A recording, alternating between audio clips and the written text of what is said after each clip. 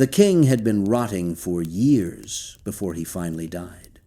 Uzziah of Judah, once the most capable ruler his people had known in living memory, had spent the last decade of his reign sealed away in a separate house, his skin white and crumbling with leprosy, forbidden from entering the temple he had tried to command, forbidden even from governing the kingdom he had built. His son Jotham handled the daily business of the throne. The priests who had confronted Uzziah on the day he marched into the holy place with a censer in his hand, demanding the right to burn incense like a priest, still remembered the moment the disease bloomed across his forehead in full view of the court. They had not been gentle about removing him.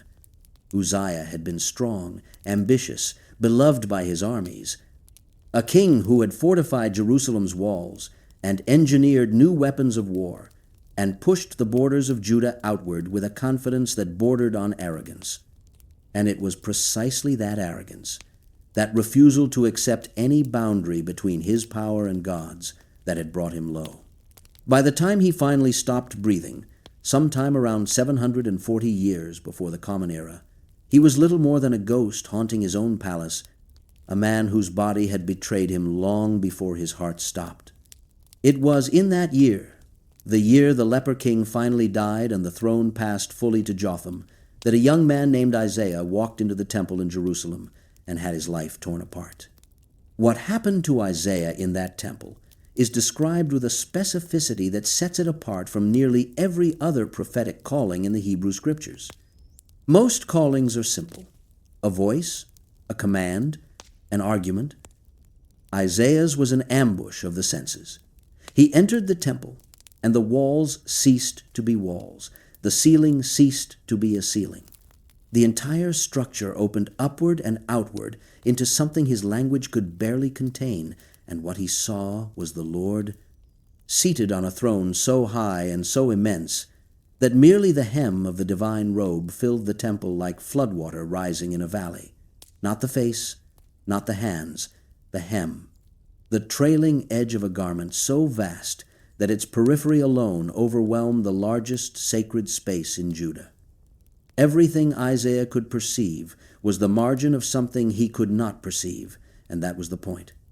The throne was not in the temple. The temple was barely a footstool beneath the throne. Around the throne flew seraphim, the burning ones, creatures with 6 wings each.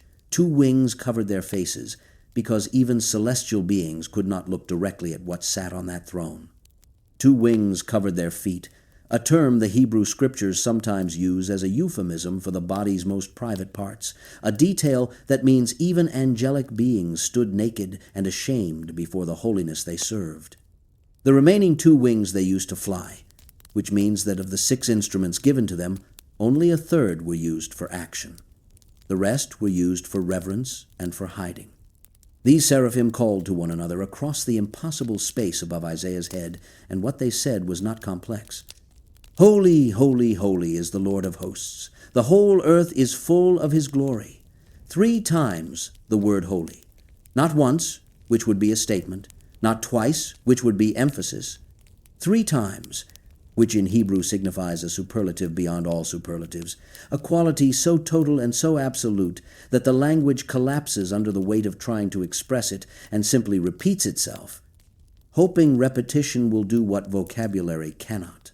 The doorposts of the temple shook at the sound of their voices. Smoke filled the space.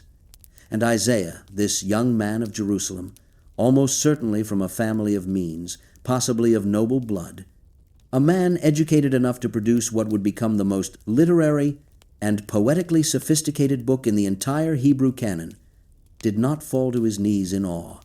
He fell apart in terror.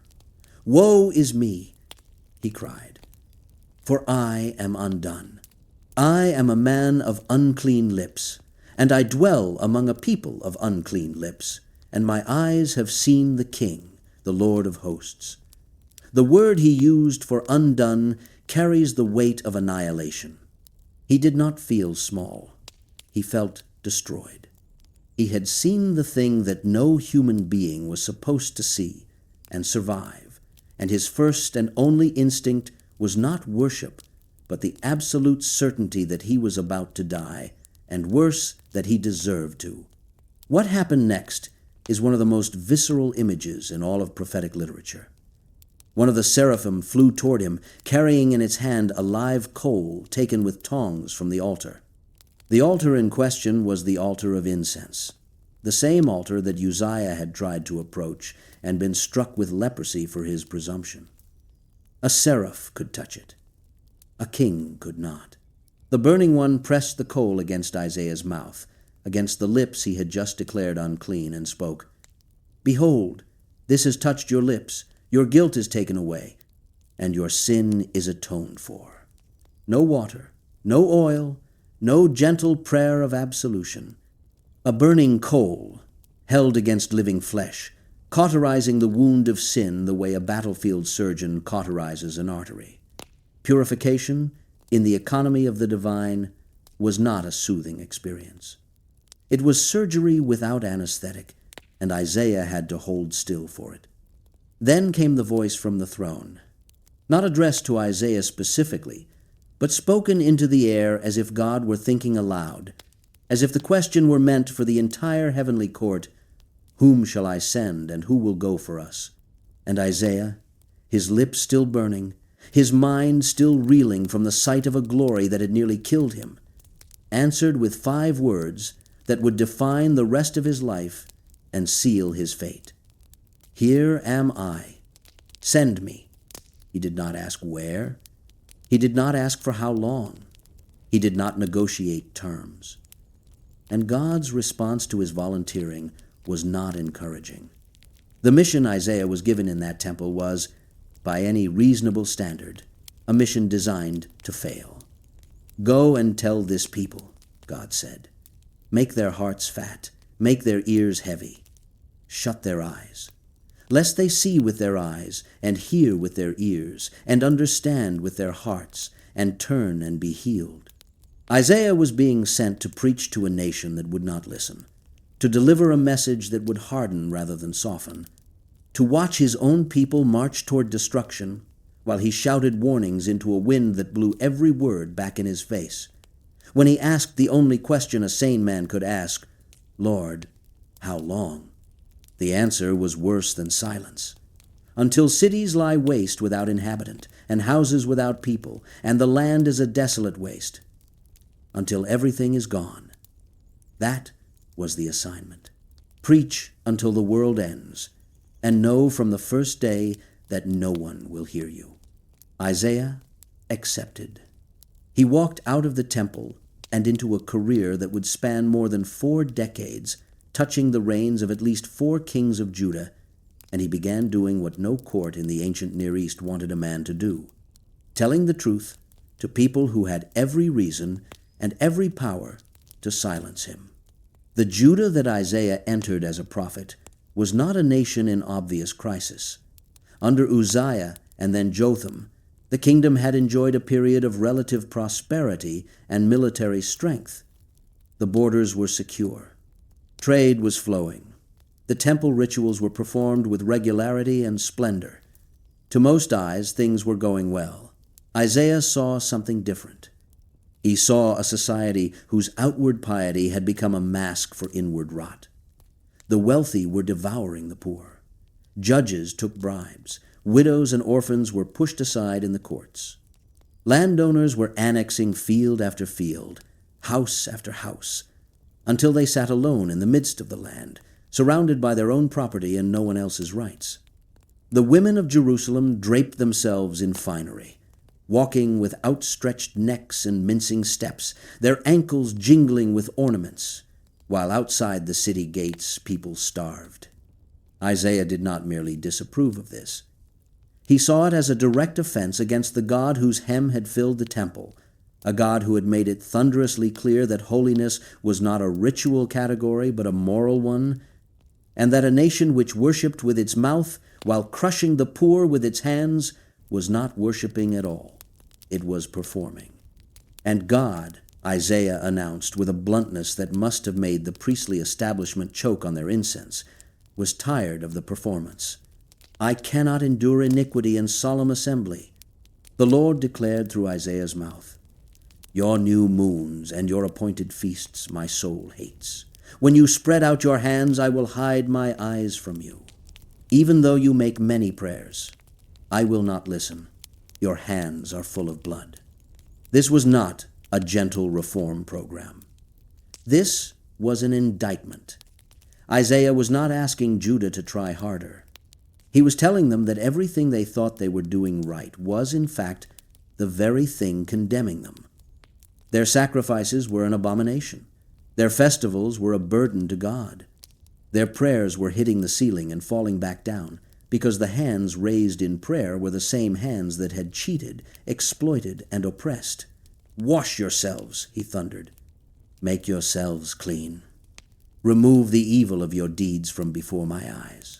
Cease to do evil. Learn to do good. Seek justice. Correct oppression. Bring justice to the fatherless. Plead the widow's cause." Then, and only then, would the conversation between God and Judah resume. Isaiah delivered these words during the reign of Jotham, and then during the reign of Jotham's son Ahaz. And it was Ahaz who would become the crucible in which Isaiah's prophetic voice was truly tested. Ahaz was not merely a bad king. He was a frightened one, which in a ruler is often worse. He came to the throne of Judah around 735 years before the Common Era, young and out of his depth, and almost immediately faced a crisis that would have rattled a far more experienced man. To the north, the kingdom of Israel, Judah's estranged sibling, had formed a military alliance with Syria. The two kingdoms had a shared enemy in the expanding Assyrian Empire, and they wanted Judah to join their coalition. When Ahaz refused, they decided to solve the problem by force. They would invade Judah, depose Ahaz, and install a puppet king who would cooperate. The combined armies of Israel and Syria began marching south. Jerusalem panicked. The text says that the heart of Ahaz and the heart of his people shook as the trees of the forest shake before the wind. This was not a metaphor. This was a small kingdom, watching two larger armies bearing down on it with the explicit intention of removing its king and ending its independence. Ahaz had to act, and he had two options. He could trust the God of his fathers, as Isaiah was urging him to do, or he could send a message to Tiglath-Pileser III, the king of Assyria, begging for protection. One option required faith. The other required tribute money and a willingness to become a vassal state. Ahaz, being Ahaz, was already leaning toward Assyria. Isaiah intercepted him. The prophet found the king inspecting Jerusalem's water supply near the upper pool, on the road where the launderers worked, presumably checking whether the city could withstand a siege. Isaiah had brought his son with him, a boy whose name was itself a prophecy. Shir, Jashub, meaning a remnant shall return. Every time the child was called to dinner, every time his name was spoken aloud in the street, the prophecy repeated itself. Isaiah was not above using his own children as living billboards for the word of God. The message Isaiah delivered to Ahaz at the conduit of the upper pool was direct. Do not fear. Do not let your heart be faint because of these two smoldering stumps of firebrands, these tails of smoking torches. Isaiah called the kings of Israel and Syria stumps. Not fires, stumps. Their fury was already burning out, and they did not know it. Within 65 years, Isaiah declared, the northern kingdom of Israel would be so shattered it would cease to be a people. The invasion would fail. The coalition would collapse. All Ahaz had to do was stand firm and believe. If you are not firm in faith, Isaiah warned, in a phrase whose Hebrew construction creates a wordplay impossible to reproduce in English, you will not be firm at all. Ahaz said nothing. His silence was louder than any refusal. So God, through Isaiah, pressed further. Ask a sign, the prophet said. Any sign. Make it as deep as Sheol or as high as heaven.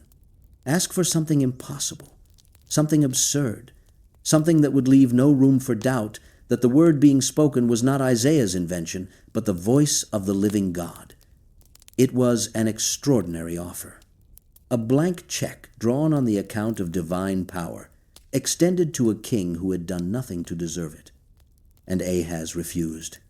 "I will not ask," he said, wrapping his cowardice in the language of piety, "and I will not put the Lord to the test." It sounded humble. It was not. Ahaz did not want a sign, because a sign would obligate him. If God proved himself, then Ahaz would have no excuse for running to Assyria. He would have to trust, and trust was the one thing Ahaz was constitutionally incapable of. He preferred a pagan emperor whose demands were predictable to a God whose holiness was not. Isaiah lost his patience. "Hear then, O house of David, is it too little for you to weary men, that you weary my God also?" And then, whether Ahaz wanted it or not, the sign came. "Therefore the Lord himself will give you a sign. Behold, the young woman shall conceive and bear a son, and shall call his name Immanuel." The name meant, God is with us. Before this child would be old enough to know right from wrong, Isaiah declared, the two kings Ahaz feared so desperately would be gone. Their lands would be deserted. The threat would evaporate. But because Ahaz had refused to trust, because he was already composing his letter to Assyria in his mind, something else was coming too. The Lord would bring upon Judah days such as had not come since the day that Ephraim departed from Judah. He would bring the king of Assyria. The very power Ahaz was running to for help would become the rod of Judah's punishment. Ahaz wanted Assyria's protection. He would get Assyria's appetite instead. The identity of the young woman and the child named Emmanuel would become one of the most debated questions in the history of religious interpretation. Centuries later, when the gospel writer Matthew reached for a prophecy to frame the birth of Jesus of Nazareth, he reached for this one, reading the Hebrew word Alma, young woman, through the lens of the Greek Septuagint's translation, Parthenos, virgin, and finding in it a meaning that Isaiah himself, standing at the conduit with his own prophetic son tugging at his robe, may or may not have intended.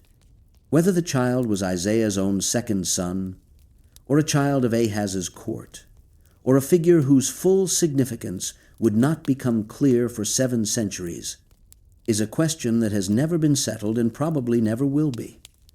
What is certain is that the prophecy worked exactly as Isaiah said it would in the immediate term. Within a few short years, both Rezin of Syria and Pekah of Israel were dead. Syria fell to Assyria. Israel was gutted. And Ahaz, who had refused the sign and run to Tiglath-Pileser for protection, found himself paying tribute to the very empire that would eventually swallow everything around him. Isaiah had been right. Being right did not make him popular. To drive his prophecies deeper into the consciousness of Judah, Isaiah did something that moved beyond words into spectacle. God told him to take a large tablet and write upon it, in common script that anyone passing could read, a name, Mar, Shalal, Hash, Baz. The name meant speed the spoil, hasten the plunder. Then Isaiah went to the prophetess, his wife, and she conceived and bore a son, and God commanded that the child be given this name. Every time the boy was called, every time he ran through the streets of Jerusalem, the prophecy ran with him. Before this child could say, "My father," or "My mother," the wealth of Damascus and the spoil of Samaria would be carried away by the king of Assyria. Isaiah was raising his children inside his prophecies. His family life was a sermon. His household was a sign. One son named, "A remnant shall return." Another named, "Speed the spoil, hasten the plunder." His wife referred to not by her personal name, but by her function, the prophetess. Everything in Isaiah's world had been conscripted into the service of the word. Ahaz sent his tribute to Assyria.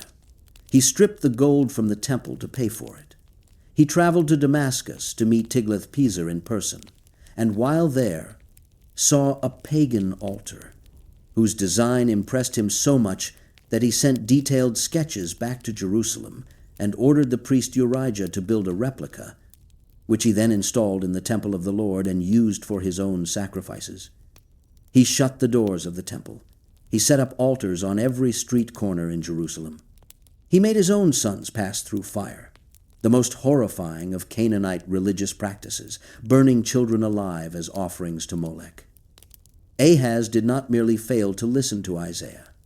He ran in the opposite direction, as fast as his legs could carry him, dragging Judah behind him into every form of spiritual corruption the covenant had been designed to prevent.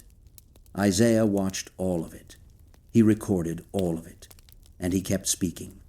When Ahaz died, and his son Hezekiah took the throne, around 715 years before the Common Era, something remarkable happened. Hezekiah listened. He was everything his father was not: devout, courageous, and willing to reform. He reopened the temple. He tore down the high places where pagan worship had flourished under Ahaz. He smashed the bronze serpent that Moses himself had made centuries earlier, because the people had begun burning incense to it, turning a relic into an idol. Hezekiah trusted in the Lord, the text says, and after him there was none like him among all the kings of Judah, nor among those who were before him. Isaiah, for the first time in his career, had a king who would listen, a king who sought his counsel not as a formality, but as a genuine act of faith. The test came soon enough. Assyria, the empire Ahaz had invited in, was now the single greatest military power on earth. After Tiglath-Pileser came Shalmaneser V, who besieged and destroyed the northern kingdom of Israel around 722 years before the Common Era, scattering its 10 tribes into an exile from which they would never return. Then came Sargon II. And then, in 705, Sennacherib ascended the Assyrian throne, and he turned his eyes toward Judah. Sennacherib's campaign of 701 was methodical and devastating. He swept through the Judean countryside, capturing 46 fortified cities, carrying away more than 200,000 captives, and closing in on Jerusalem like a fist tightening around a throat. His field commander, the Rabshakeh, stood outside the walls of Jerusalem and delivered a speech designed to shatter the city's morale. He spoke in Hebrew, deliberately so the soldiers on the walls could understand. "Do not let Hezekiah deceive you," the Rabshakeh called out. "Do not let him make you trust in the Lord, saying the Lord will deliver us. Has any god of any nation ever delivered his land from the hand of the king of Assyria? Where are the gods of Hamath and Arpad? Where are the gods of Samaria? Your neighbors trusted their gods, and we burned their cities anyway. What makes you think your God is any different?" It was a superb piece of psychological warfare. And it was not an unreasonable question. Every small nation around Judah had indeed fallen. Their gods had indeed proven useless. The Rabshakeh was making an empirical argument. The evidence suggests your faith is misplaced. Surrender now and live. Resist and die. Hezekiah received the report of the Rabshakeh's speech and did something no king in the ancient world was expected to do. He tore his clothes, put on sackcloth, went into the temple, and sent messengers to Isaiah. The messengers did not bring a military question. They brought a theological one. "Sennacherib has mocked the living God. Pray for us."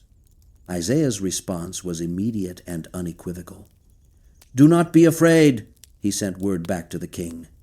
"The words you have heard, with which the servants of the king of Assyria have blasphemed me, I myself will deal with. He shall hear a rumor and return to his own land, and I will cause him to fall by the sword in his own land." Isaiah was not advising strategy. He was delivering a verdict. Sennacherib's fate was already sealed, and the Assyrian king did not know it. Then Sennacherib sent letters directly to Hezekiah, escalating the pressure. Hezekiah took the letters into the temple and spread them out before the Lord, physically, as if God needed to read them. It was a gesture of extraordinary intimacy, a king presenting his crisis to his God the way a child brings a broken toy to a parent, not because the parent cannot see the problem, but because the act of showing is itself an act of trust. Hezekiah prayed. He acknowledged that Sennacherib had indeed destroyed other nations and their gods. But those were not gods, Hezekiah said. They were wood and stone, the work of human hands. You alone are God. Save us so that all the kingdoms of the earth may know that you alone are the Lord. Isaiah sent his final message to the king that night. It was not a brief reassurance. It was a poem, one of the most ferocious pieces of prophetic literature in the Hebrew Scriptures, addressed not to Hezekiah but to Sennacherib, and it dripped with contempt. The virgin daughter of Zion despises you, laughs you to scorn. The daughter of Jerusalem shakes her head behind you. Against whom have you raised your voice, Sennacherib, and lifted your eyes to the heights? Against the Holy One of Israel. You boast of your conquests, but you are a tool in the hand of God, and the tool does not get to boast against the hand that wields it. You will not enter this city. You will not shoot an arrow into it. You will not come before it with a shield. You will not build a siege ramp against it. By the way that you came, by that same way you will return. That night, the text says, the angel of the Lord went out and struck down 185,000 in the camp of the Assyrians. When the survivors rose in the morning, the dead lay everywhere. Sennacherib broke camp and retreated to Nineveh. He never returned to Judah. Years later, while worshiping in the temple of his god Nisroch, 2 of his own sons murdered him with swords. Isaiah had told Ahaz to trust, and Ahaz had refused, and everything Isaiah warned about came true. Isaiah had told Hezekiah to trust, and Hezekiah had obeyed, and the most powerful army on earth turned around and went home. The pattern was simple. The lesson was obvious. And Judah, being Judah, would learn it and forget it, and learn it and forget it again, in a cycle that would continue for another century until the patience of God, even as Isaiah understood it, reached its end. But Isaiah's ministry did not end with the deliverance of Jerusalem. The prophet had seen something beyond the Assyrian crisis, beyond the politics of his own century, beyond the borders of Judah itself. In the quiet spaces between his confrontations with kings, in the years when no army was at the gates and no crisis demanded an immediate word, Isaiah turned his gaze toward a future so distant and so luminous that his contemporaries could not possibly have grasped its full shape. He saw a world remade. He saw swords beaten into plowshares and spears into pruning hooks. He saw a child born, whose name would be called Wonderful Counselor, Mighty God, Everlasting Father, Prince of Peace, and upon whose shoulders the government would rest, and of the increase of whose government and of peace there would be no end. He saw a shoot growing from the stump of Jesse, a branch bearing fruit from roots that everyone assumed were dead. He saw wolves lying down with lambs, and children playing beside the dens of cobras, and the earth filled with the knowledge of the Lord as the waters cover the sea. These visions were not escapism. They were not Isaiah retreating into fantasy because the present was too painful. They were the logical extension of everything he had experienced in the temple on the day the coal touched his lips. If God was as holy as the seraphim declared, then the world as it stood was an offense against that holiness, and it could not stand forever. Something was coming. Someone was coming. And that someone would not come as a conqueror on a war horse, but as something far stranger and far more costly. The figure first appears in Isaiah's oracles almost without introduction, like a man stepping out of a crowd whom no one noticed arriving. Behold my servant, God says, whom I uphold, my chosen, in whom my soul delights. I have put my spirit upon him. He will bring forth justice to the nations. The words sound regal enough. They sound like the announcement of a king, the kind of coronation language any court prophet might use to flatter a new ruler. But then Isaiah describes how this servant will operate, and every expectation of royal power collapses. He will not cry aloud or lift up his voice or make it heard in the street. A bruised reed he will not break, and a faintly burning wick he will not quench. This was not a man who would seize the world by its throat. This was a man who would handle even damaged things, even failing things, even things on the edge of extinction, with a gentleness so deliberate it bordered on the absurd. In a world ruled by Assyria and Babylon, where power meant the ability to crush, Isaiah was describing a figure whose power was the refusal to crush. The servant's method was patience. His weapon was restraint. His kingdom would be built not by breaking the bruised, but by binding them. This first song of the servant, woven into the 42nd chapter of Isaiah's collected oracles, stands at the head of a sequence of 4 passages that scholars and theologians have argued over for 25 centuries without reaching anything resembling consensus. The question is deceptively simple. Who is the servant? Is it Israel itself, the nation personified as a single figure, called to be a light to the nations even as it stumbles in its own darkness? Is it a specific king, perhaps Cyrus of Persia, whom Isaiah elsewhere names as God's anointed, the pagan ruler who would one day liberate the exiles from Babylon without even knowing the God who had appointed him? Is it Isaiah himself, the prophet who had already given his body to the message, whose lips had been burned, whose children had been turned into walking prophecies, whose life had become indistinguishable from his calling? Or is it someone else entirely, someone not yet born, someone whose identity would remain veiled until the fullness of time pulled the curtain back? Isaiah, characteristically, does not answer the question. He simply keeps describing the servant, and with each successive song the portrait grows more detailed, more intimate, and more disturbing. The second song, embedded in the 49th chapter, shifts the voice. Now, the servant speaks for himself, and what he reveals is a life of hidden preparation followed by apparent failure. "The Lord called me from the womb," the servant says. "From the body of my mother he named my name. He made my mouth like a sharp sword. In the shadow of his hand he hid me. He made me a polished arrow. In his quiver he hid me away." The imagery is military, but the application is not. A sword in a shadow, an arrow in a quiver. The servant has been sharpened and then concealed, prepared for a purpose and then withheld from it, as if God were waiting for precisely the right moment to loose him into the world. And the servant's own assessment of his work so far is bleak. "I have labored in vain," he confesses. "I have spent my strength for nothing and vanity." This is not false humility. This is a man who has done everything asked of him and seen no result. His ministry, by every visible metric, has failed. But God's response to this confession of failure is not sympathy.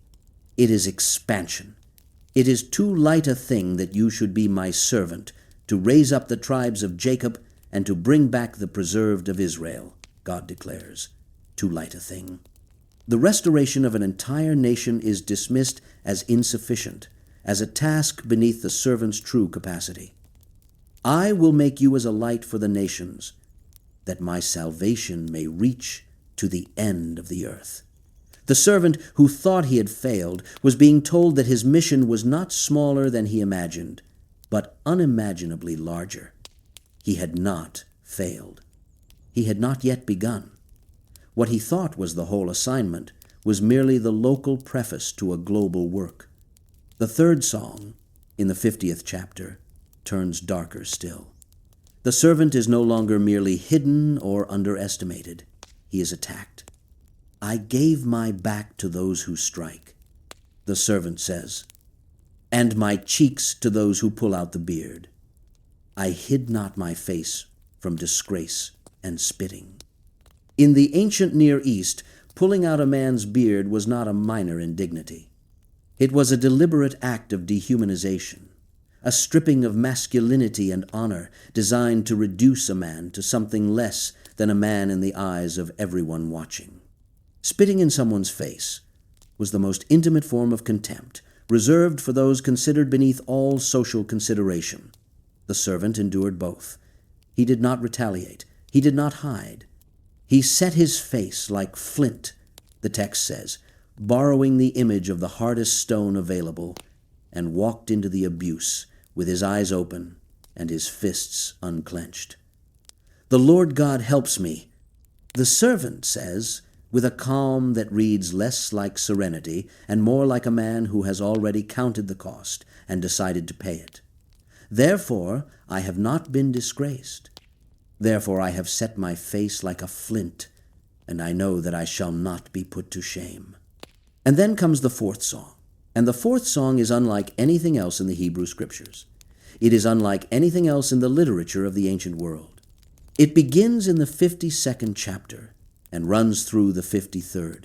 And what it describes is so strange, so counter to every expectation of how God operates in the world, that when the Ethiopian eunuch was reading it on a road outside Jerusalem centuries later, and the Apostle Philip asked him if he understood what he was reading, the eunuch replied with the only honest answer, "How can I, unless someone guides me?" The passage opens with God speaking, and the tone is one of vindication. "Behold, my servant shall act wisely.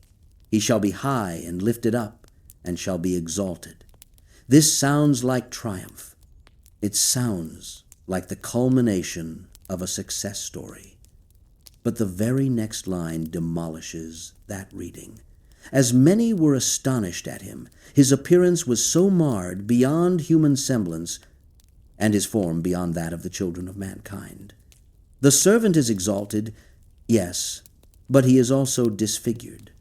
He is lifted up, but what is lifted up is a body so broken that onlookers cannot recognize it as human. The exaltation and the destruction are not sequential. They are simultaneous. The servant's glory is inseparable from his ruin.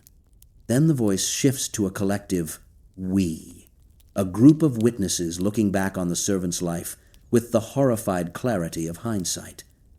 "Who has believed what he has heard from us?" they ask. "And to whom has the arm of the Lord been revealed?" The implication is that no one believed. No one saw what was happening while it was happening. The arm of the Lord was at work, and everyone missed it, because the arm of the Lord looked nothing like what they expected. He grew up before him like a young plant, and like a root out of dry ground. Not a cedar, not an oak, a shoot from cracked earth, the kind of growth you would step over without noticing. He had no form or majesty that we should look at him, and no beauty that we should desire him. The servant was not impressive. He was not handsome. He was not the kind of man who drew attention when he entered a room. He was the kind of man you forgot 5 minutes after meeting him, ordinary in a way that made his extraordinariness invisible. He was despised and rejected by men, a man of sorrows and acquainted with grief, and as one from whom men hide their faces he was despised, and we esteemed him not. This is not the language of political opposition. This is the language of social revulsion. People looked away from him the way they looked away from lepers, from the disfigured, from those whose suffering was so visible and so unrelenting that it made healthy people uncomfortable. The servant was not merely unpopular. He was unbearable to look at. And the we who are speaking, the collective voice of the witnesses, admit that they were among those who turned away. We esteemed him not. We did not value him. We did not see him. We participated in his rejection, and we did it without thinking, the way one avoids a beggar's eyes on a crowded street. What follows is the passage that has haunted synagogues and churches, theologians and skeptics, mystics and historians for more than 2 millennia. Surely he has borne our griefs and carried our sorrows. Yet we esteemed him stricken, smitten by God, and afflicted. The witnesses are confessing. They saw the servant suffer, and they assumed it was punishment. They assumed God was angry with him, that his pain was his own fault, that the blows falling on his body were blows of divine justice. It is the most natural assumption in the world. The ancient mind and the modern one, if it is honest, defaults to the belief that suffering is earned. If a man is in agony, he must have done something to deserve it. The friends of Job made this argument. The disciples of Jesus would make it centuries later, pointing at a man born blind and asking who sinned, this man or his parents. The instinct is universal, and in the case of the servant, the instinct was catastrophically wrong. But he was pierced for our transgressions. He was crushed for our iniquities. Upon him was the chastisement that brought us peace, and with his wounds we are healed. The suffering was not his. It was theirs. The punishment was not for his sins. It was for the sins of those watching. The servant had taken what belonged to others and absorbed it into his own body, like a man stepping in front of an arrow meant for the person behind him, except the arrow was not a single projectile, but the accumulated weight of human failure, the entirety of a nation's guilt, perhaps the entirety of the world's. All we like sheep have gone astray. We have turned every one to his own way, and the Lord has laid on him the iniquity of us all. The mechanics of this transaction, if transaction is even the right word, are never explained. Isaiah does not offer a theory. He does not construct a systematic theology of substitutionary suffering. He simply describes what happened. And what happened is that a man who had done nothing wrong was destroyed by the consequences of everything everyone else had done wrong, and that this destruction was not an accident or a tragedy, but an act of divine intention. The Lord has laid on him. God did this. God chose this. The servant's suffering was not a failure of divine protection, but the centerpiece of divine strategy. He was oppressed, and he was afflicted, yet he opened not his mouth, like a lamb that is led to the slaughter, and like a sheep that before its shearers is silent. So he opened not his mouth. The silence of the servant is perhaps the most unnerving detail in the entire passage. He does not protest. He does not explain. He does not cry out for justice or mercy or even understanding. He is led to his death the way an animal is led, without resistance, without argument. And the text insists on this silence not as passivity, but as choice. The servant could speak. The servant who had been made a sharp sword, whose mouth had been fashioned as a weapon, chose not to use it. His silence was not weakness. It was the most terrifying kind of strength. The strength of a man who knows exactly what is happening to him and submits to it anyway, not because he cannot resist, but because resistance would defeat the purpose of his coming. By oppression and judgment he was taken away. And as for his generation, who considered that he was cut off out of the land of the living, stricken for the transgression of my people? He died. The servant died. And when he died, no one understood why. No one paused to consider that his death was not random violence, but purposeful sacrifice. His generation, the people who witnessed his end, did not connect his suffering to their salvation. They simply watched him die and moved on with their lives, the way one watches any public execution, with a momentary grimace and then a return to the ordinary business of the day. And they made his grave with the wicked, and with a rich man in his death, although he had done no violence, and there was no deceit in his mouth. Even in burial, the servant was misplaced. He was treated as a criminal in death, lumped with the wicked, even though he was innocent. The rich man's tomb is a detail so specific, so seemingly arbitrary, that it reads less like poetic embellishment and more like a memory, a precise, strange fact preserved, because someone was there and noticed it and could not forget it. Then the passage turns, and the turn is so abrupt it feels like the ground shifting underfoot. Yet it was the will of the Lord to crush him. He has put him to grief. When his soul makes an offering for guilt, he shall see his offspring. He shall prolong his days. The pleasure of the Lord shall prosper in his hand. After the death, after the silence, after the burial with criminals and rich men, after the complete and total defeat of everything the servant appeared to be, the text says he shall see his offspring. He shall prolong his days. The dead servant will have descendants. The dead servant will continue. The dead servant's days are not over, but are somehow impossibly extended beyond the grave into a future that makes no sense, unless death is not the end of the story, but its climax. Out of the anguish of his soul he shall see and be satisfied. By his knowledge shall the righteous one, my servant, make many to be accounted righteous, and he shall bear their iniquities.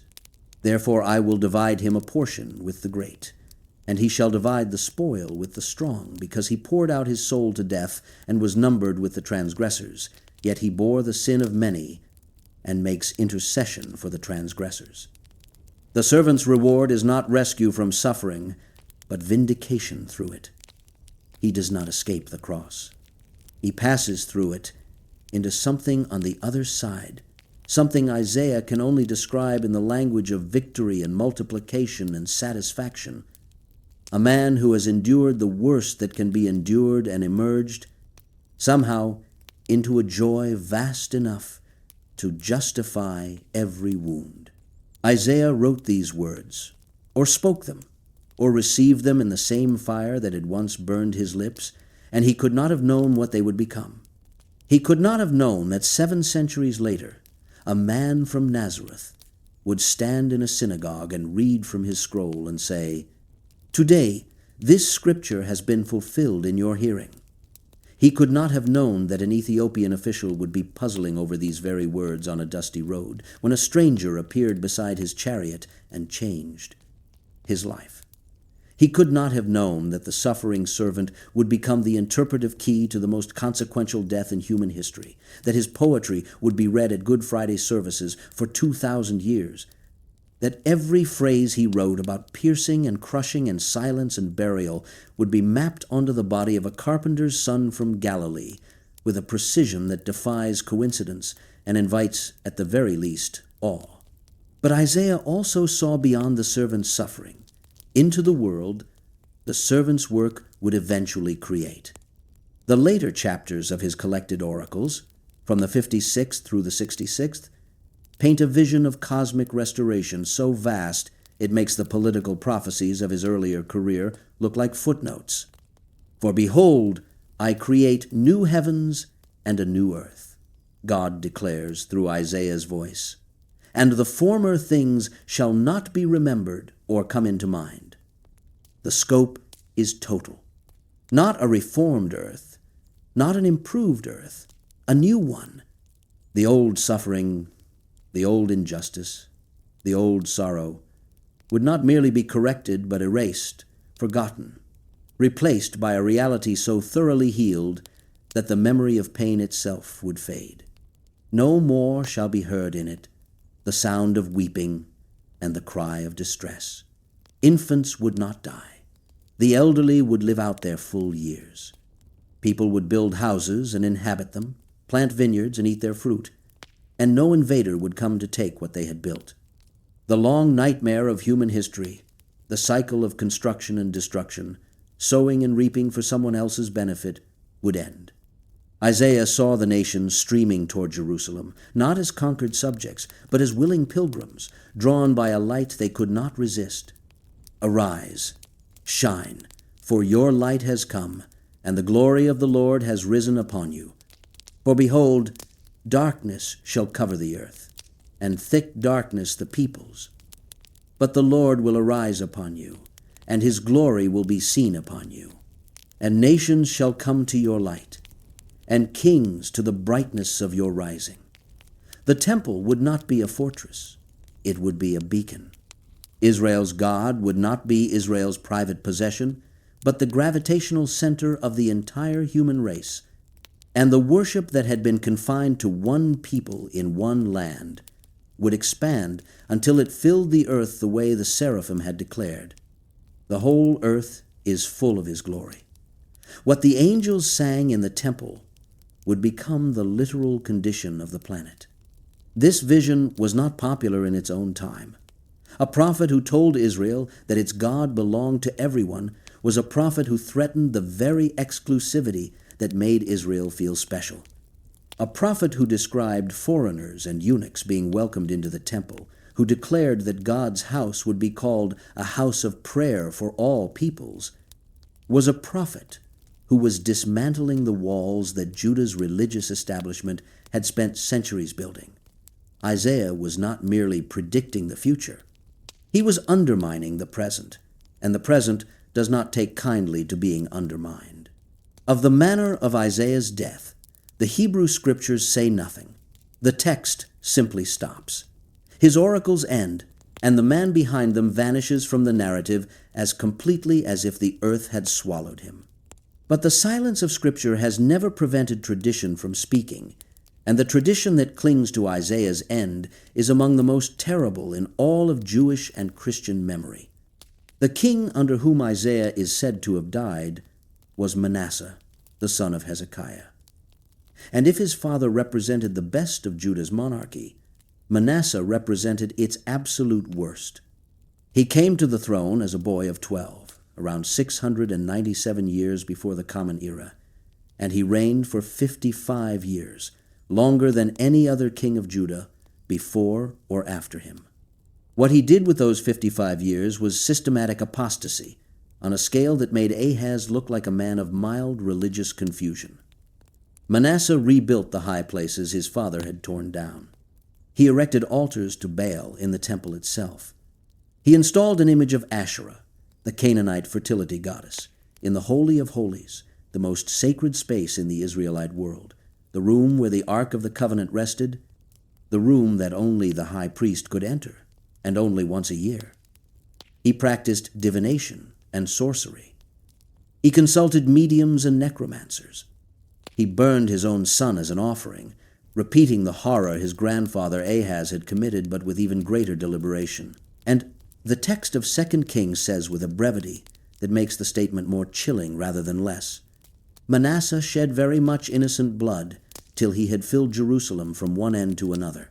The innocent blood was the blood of those who resisted, the prophets, the faithful, the men and women who remembered what Hezekiah had taught and refused to bend the knee to Manasseh's imported gods. Tradition, preserved in the Jewish text known as the Ascension of Isaiah and echoed by early Christian writers, holds that Isaiah was among those killed, and that the method of his execution was sawing. The old prophet, by then likely in his 80s or beyond, was placed inside a hollow log or between two planks of wood and sawed in half while still alive. The author of the New Testament letter to the Hebrews, cataloging the sufferings of the faithful, includes the phrase, "they were sawn in two," in a list that most early readers understood as a direct reference to Isaiah. Whether it happened precisely this way, no one living can say with certainty. But the shape of the tradition fits the shape of the life. Isaiah had been called by fire and purified by a burning coal. He had spent more than 40 years telling kings what they did not want to hear. He had watched one king ignore him, another listen to him, and a third undo everything the second had built. He had seen the throne of God and volunteered for a mission he was told from the beginning would fail. He had described a servant who would be pierced and crushed and silent, who would pour out his soul to death, and whose reward would come not before the suffering, but through it and after it and because of it. If the tradition of the saw is true, then Isaiah's death was the final sermon of a life that had been nothing but sermons, a body torn apart by the very violence his servants' songs had prophesied. A prophet who did not merely foresee the cost of faithfulness, but paid it with his own flesh. The saw stopped. The blood soaked into the wood. And Jerusalem went on with its business, ruled by a boy king who filled its streets with altars to foreign gods, and its gutters with the blood of those who refused to worship them.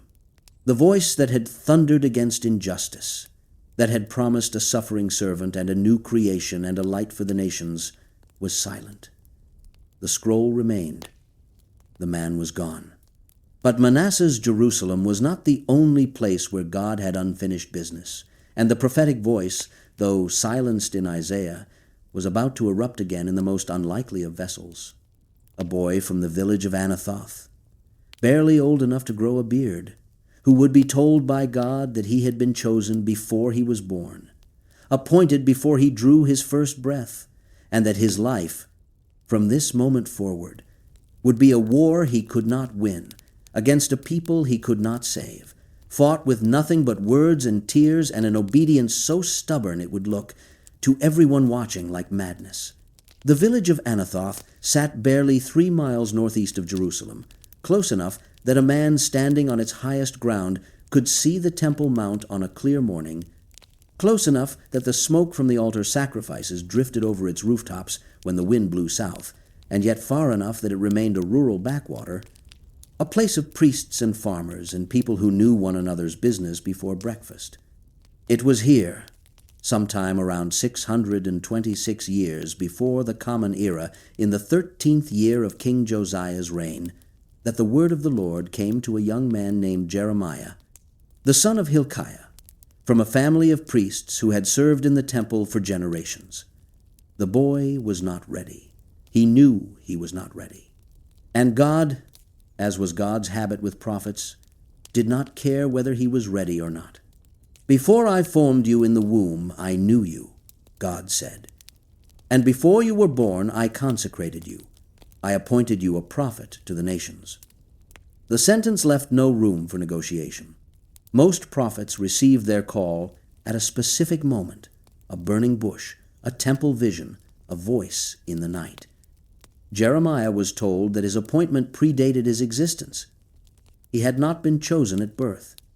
He had been chosen before conception, which meant that his entire life, up to this point, every year of growing up in Anathoth, every lesson in priestly tradition, every ordinary afternoon spent among olive groves and goat paths, had been preparation for a task he did not yet understand. His mother's womb had been a staging ground. His childhood had been a prologue, and now the prologue was over. Jeremiah's response was not courage. It was not even reluctance. It was something closer to panic.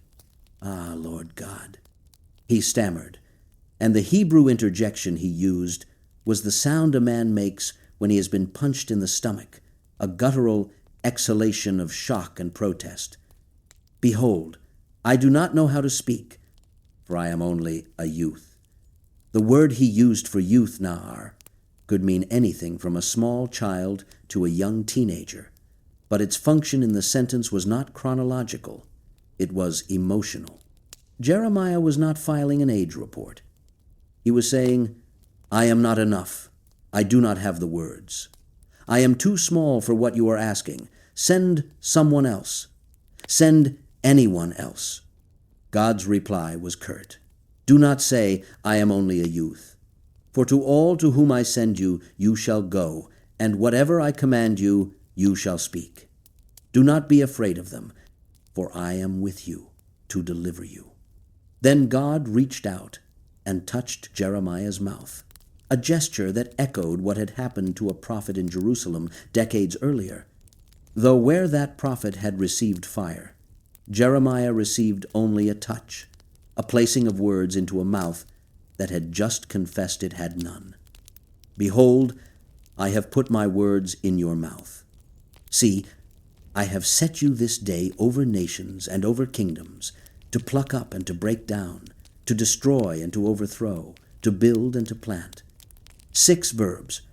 4 of them were violent: pluck up, break down, destroy, overthrow.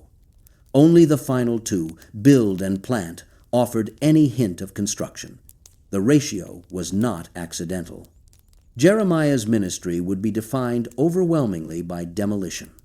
He would spend most of his life tearing things down: illusions, false hopes, political alliances, theological comforts, the deeply held belief of an entire nation that God would never, under any circumstances, allow Jerusalem to fall. He would tell them it would fall. He would tell them it had to fall, and they would hate him for it, with a hatred so intense and so sustained that it would become the defining feature of his public life.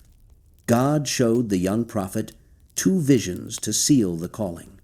The first was a branch of an almond tree, the earliest tree to bloom in the Judean spring. The tree whose Hebrew name, shacht, sounds almost identical to the word shucked, meaning watching. God was watching.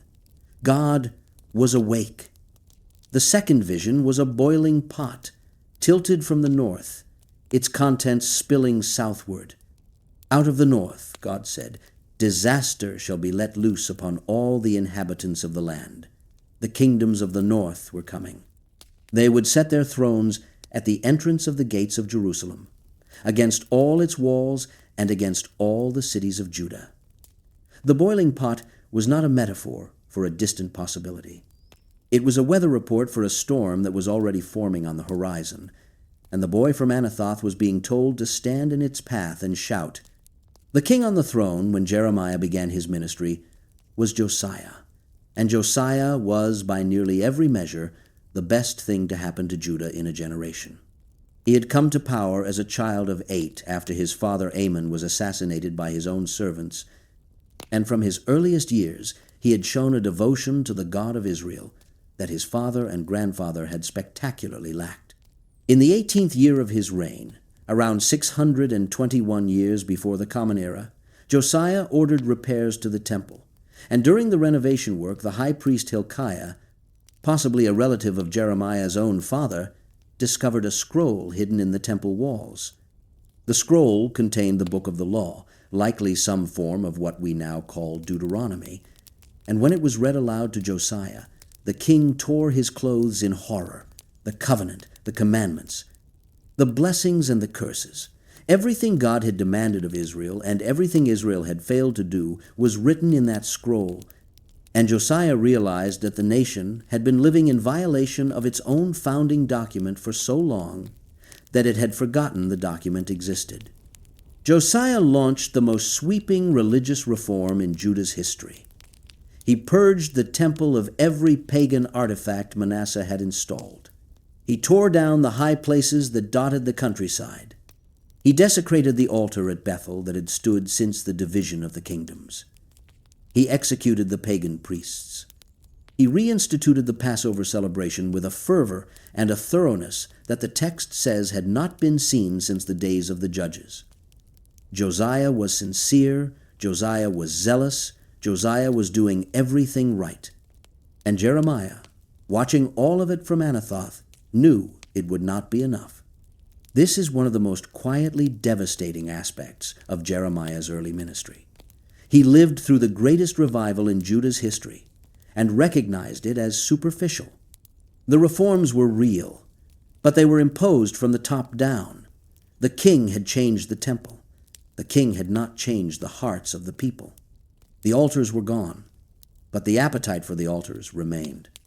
The pagan priests were dead, but the theology that had made their services attractive was alive and well in every village and every household and every corner of the Judean psyche that Josiah's enforcers could not reach. Judah did not return to me with her whole heart, but in pretense, God told Jeremiah. The revival was a performance. The repentance was cosmetic. And underneath the freshly whitewashed surface, the rot continued to spread. Jeremiah began to preach, and the content of his preaching was not what a nation in the midst of revival wanted to hear. He spoke of a faithless bride. He compared Judah to a woman who had left her husband and gone after lovers on every high hill and under every green tree, spreading her legs for foreign gods with the shamelessness of a prostitute working the roadside. The sexual imagery was deliberate and relentless. Jeremiah was not being crude. He was using the language of the covenant itself, which described the relationship between God and Israel as a marriage, and therefore described Israel's idolatry as adultery. Every altar to Baal was a betrayal. Every offering to Asherah was an act of infidelity, and the unfaithful wife was not even discreet about it. She had the forehead of a whore, Jeremiah said, quoting God. She refused to be ashamed. He spoke of circumcision, that most intimate marker of the covenant, and told the men of Judah that their physical circumcision meant nothing if their hearts remained uncircumcised. He told them to break up the fallow ground of their souls and stop sowing among thorns. He told them that a time was coming when the Ark of the Covenant itself, the holiest object in the Israelite religion, the throne of God on earth, would not be remembered or missed or even rebuilt, because God's presence would be so total and so immediate that no box of gold and acacia wood would be needed to contain it. In a culture that venerated the ark the way later cultures would venerate relics and cathedrals, this was breathtaking. Jeremiah was not reforming the religion. He was announcing its obsolescence, telling a priestly nation that the priesthood was not the point, telling a temple-centered faith that the temple was not the destination. Then Josiah died, and everything changed. It happened at Megiddo, around 609 years before the Common Era. Pharaoh Necho II of Egypt was marching north with his army to assist the remnants of Assyria against the rising power of Babylon. Josiah, for reasons the text does not fully explain, decided to intercept the Egyptian army. Perhaps he saw an opportunity to assert Judah's independence. Perhaps he believed that opposing Egypt was opposing the enemies of God. Whatever his reasoning, it was fatal. Necho's archers found their mark, and Josiah fell on the battlefield. His servants carried him back to Jerusalem in a chariot, and he died there. And all Judah mourned for him, and Jeremiah composed laments for the fallen king. The grief was genuine, and the grief was justified, because with Josiah died the last credible hope that Judah might be reformed from within. Everything that followed was decline. The people of the land placed Josiah's son Jehoahaz on the throne, but Jehoahaz lasted only 3 months before Pharaoh Necho deposed him, carried him off to Egypt in chains, and installed his brother Jehoiakim as a puppet king. Jehoiakim was everything his father was not. Where Josiah had been devout, Jehoiakim was cynical. Where Josiah had torn his clothes at the reading of the law, Jehoiakim would tear the law itself. Where Josiah had spent his reign dismantling the apparatus of idolatry, Jehoiakim rebuilt it with enthusiasm, as if his father's reforms had been a temporary inconvenience rather than a national reckoning. He built himself a lavish palace using forced labor, exploiting his own people to fund his vanity. Woe to him who builds his house by unrighteousness, Jeremiah declared, staring directly at the royal construction project, and his upper rooms by injustice, who makes his neighbor serve him for nothing and does not give him his wages.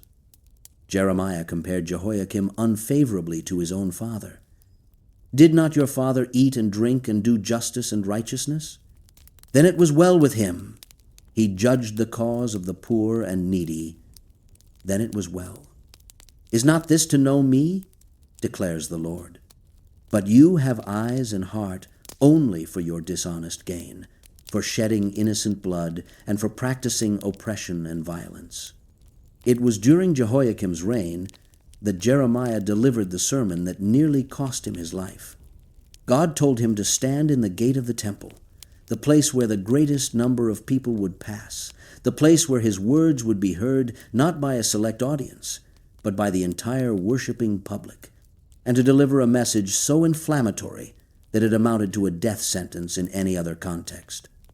Do not trust in these deceptive words, Jeremiah shouted to the crowds streaming into the temple courts, saying, "The temple of the Lord! The temple of the Lord! The temple of the Lord!" The people of Judah had turned the temple into a talisman. They believed, with the unshakable conviction of people who have confused a building with the God who inhabits it, that as long as the temple stood, Jerusalem was invincible. God lived there. God would protect his own house. No army could breach a city that housed the throne of the Almighty. The temple was their insurance policy against catastrophe, and they repeated its name like an incantation 3 times, as if repetition could transform a building into a guarantee.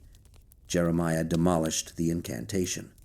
Will you steal, murder, commit adultery, swear falsely, make offerings to Baal, and go after other gods that you have not known, and then come and stand before me in this house, which is called by my name, and say, "We are delivered," only to go on doing all these abominations? The temple had become a den of robbers, Jeremiah said. not a sanctuary for the righteous, but a hideout for the guilty, a place where men who had spent the week cheating and killing and whoring came on the Sabbath to feel safe, to assure themselves that God was on their side because they had shown up, because they had gone through the motions, because they had stood in the right building and said the right words and dropped their offering in the right box. And God, Jeremiah announced, was not fooled. God was not even present, not in the way they imagined. The temple was not a fortress. It was a liability. Then Jeremiah said the thing that turned the crowd from hostile to homicidal. "Go now to my place that was in Shiloh," he said, "where I made my name dwell at first, and see what I did to it because of the evil of my people Israel." Shiloh. The name hit the crowd like a fist. Shiloh had been the home of the tabernacle before the temple was built, the first permanent resting place of the Ark of the Covenant, the religious capital of Israel before Jerusalem existed. And God had destroyed it. The Philistines had overrun it. The Ark had been captured. The priests had been slaughtered. The place where God's name had dwelt was now a ruin, an archaeological embarrassment, a pile of stones that pilgrims passed on the road north and tried not to think about. And Jeremiah was saying in the clearest possible terms that what had happened to Shiloh was about to happen to Jerusalem. The temple you are standing in right now, the building you believe makes you invincible, will become rubble. God did it before. God will do it again. Your presence in this courtyard will not save you. Your sacrifices will not save you. This building will not save you. Nothing will save you except the one thing you refuse to do, which is to actually change. The priests and the prophets and all the people seized him. "You shall die," they shouted. "Why have you prophesied in the name of the Lord, saying, 'This house shall be like Shiloh, and this city shall be desolate, without inhabitant'?" A mob formed. The temple courtyard, which moments earlier had been a place of worship, became a tribunal. The religious establishment wanted Jeremiah dead, and they wanted it immediately, before his words could sink in, before the crowd could start thinking about Shiloh, before the terrible logic of his argument could take root. The princes of Judah heard the commotion and came up from the king's house to the temple gate, where they sat in judgment. The priests and prophets made their case. This man deserves the sentence of death because he has prophesied against this city. Jeremiah was given the chance to defend himself, and his defense was magnificent in its simplicity. "The Lord sent me to prophesy against this house and this city, all the words you have heard. Now therefore mend your ways and your deeds, and obey the voice of the Lord your God, and the Lord will relent of the disaster that he has pronounced against you. But as for me, behold, I am in your hands. Do with me as seems good and right to you. Only know for certain that if you put me to death, you will bring innocent blood upon yourselves and upon this city and its inhabitants, for in truth the Lord sent me to you to speak all these words in your ears." He did not recant. He did not soften the message. He did not apologize or equivocate or suggest that perhaps he had been speaking metaphorically. He told them the truth again, repeated the threat, and then offered them his life. "Do what you want with me. Kill me if you must. But know that killing the messenger does not cancel the message, and the blood you spill will be on your own heads, not on mine." The princes hesitated. Some of the elders of the land stood up and reminded the assembly of a precedent. In the days of King Hezekiah, the prophet Micah had prophesied the destruction of Jerusalem, and Hezekiah had not killed him. Hezekiah had repented, and the disaster had been averted. The precedent saved Jeremiah's life, though barely, and only because the political class proved slightly more rational than the religious one. Another prophet, a man named Uriah, who had delivered a similar message, was not so fortunate. Uriah fled to Egypt when the king sought his life, and Jehoiakim sent men after him, extradited him, killed him with the sword, and threw his body into the burial place of the common people. Jeremiah survived the temple sermon. Uriah did not. The margin between prophecy and martyrdom was measured in the mood of the crowd and the politics of the afternoon. After the temple sermon, Jeremiah was banned from the temple. He could no longer enter the courts, could no longer stand at the gates, could no longer deliver the word of the Lord in the one place where the greatest number of people would hear it. God, who had apparently anticipated this, provided an alternative. "Take a scroll," God told Jeremiah, "and write on it all the words that I have spoken to you against Israel and Judah and all the nations from the day I spoke to you, from the days of Josiah until today. Every oracle, every warning, every indictment, every vision of boiling pots and faithless brides, and the sound of chariots coming from the north. All of it compiled into a single document, a written record of 23 years of prophecy that the people had refused to hear." Jeremiah dictated. His scribe, a man named Baruch, son of Neriah, wrote. The relationship between these two men is one of the quieter threads in the prophetic narrative, but it is essential. Baruch was educated, likely from a prominent family. His brother Sariah held a position in the royal court. Baruch could have pursued a comfortable career in administration or diplomacy. Instead, he sat in a room with a man the entire establishment wanted dead and wrote down every word that came out of his mouth, knowing that the scroll he was producing was not a literary exercise, but a lit fuse. Jeremiah could not go to the temple. Baruch could. So Baruch took the finished scroll and read it aloud in the temple on a fast day, when the courts were packed with worshippers from across Judah, men and women who had come to humble themselves before God, and who were about to hear, from the mouth of a scribe standing in the chamber of Gemariah, that their humbling had barely begun. The effect was electric. Word of the scroll's contents reached the princes, who summoned Baruch to a private reading. As Baruch read, the princes exchanged frightened glances.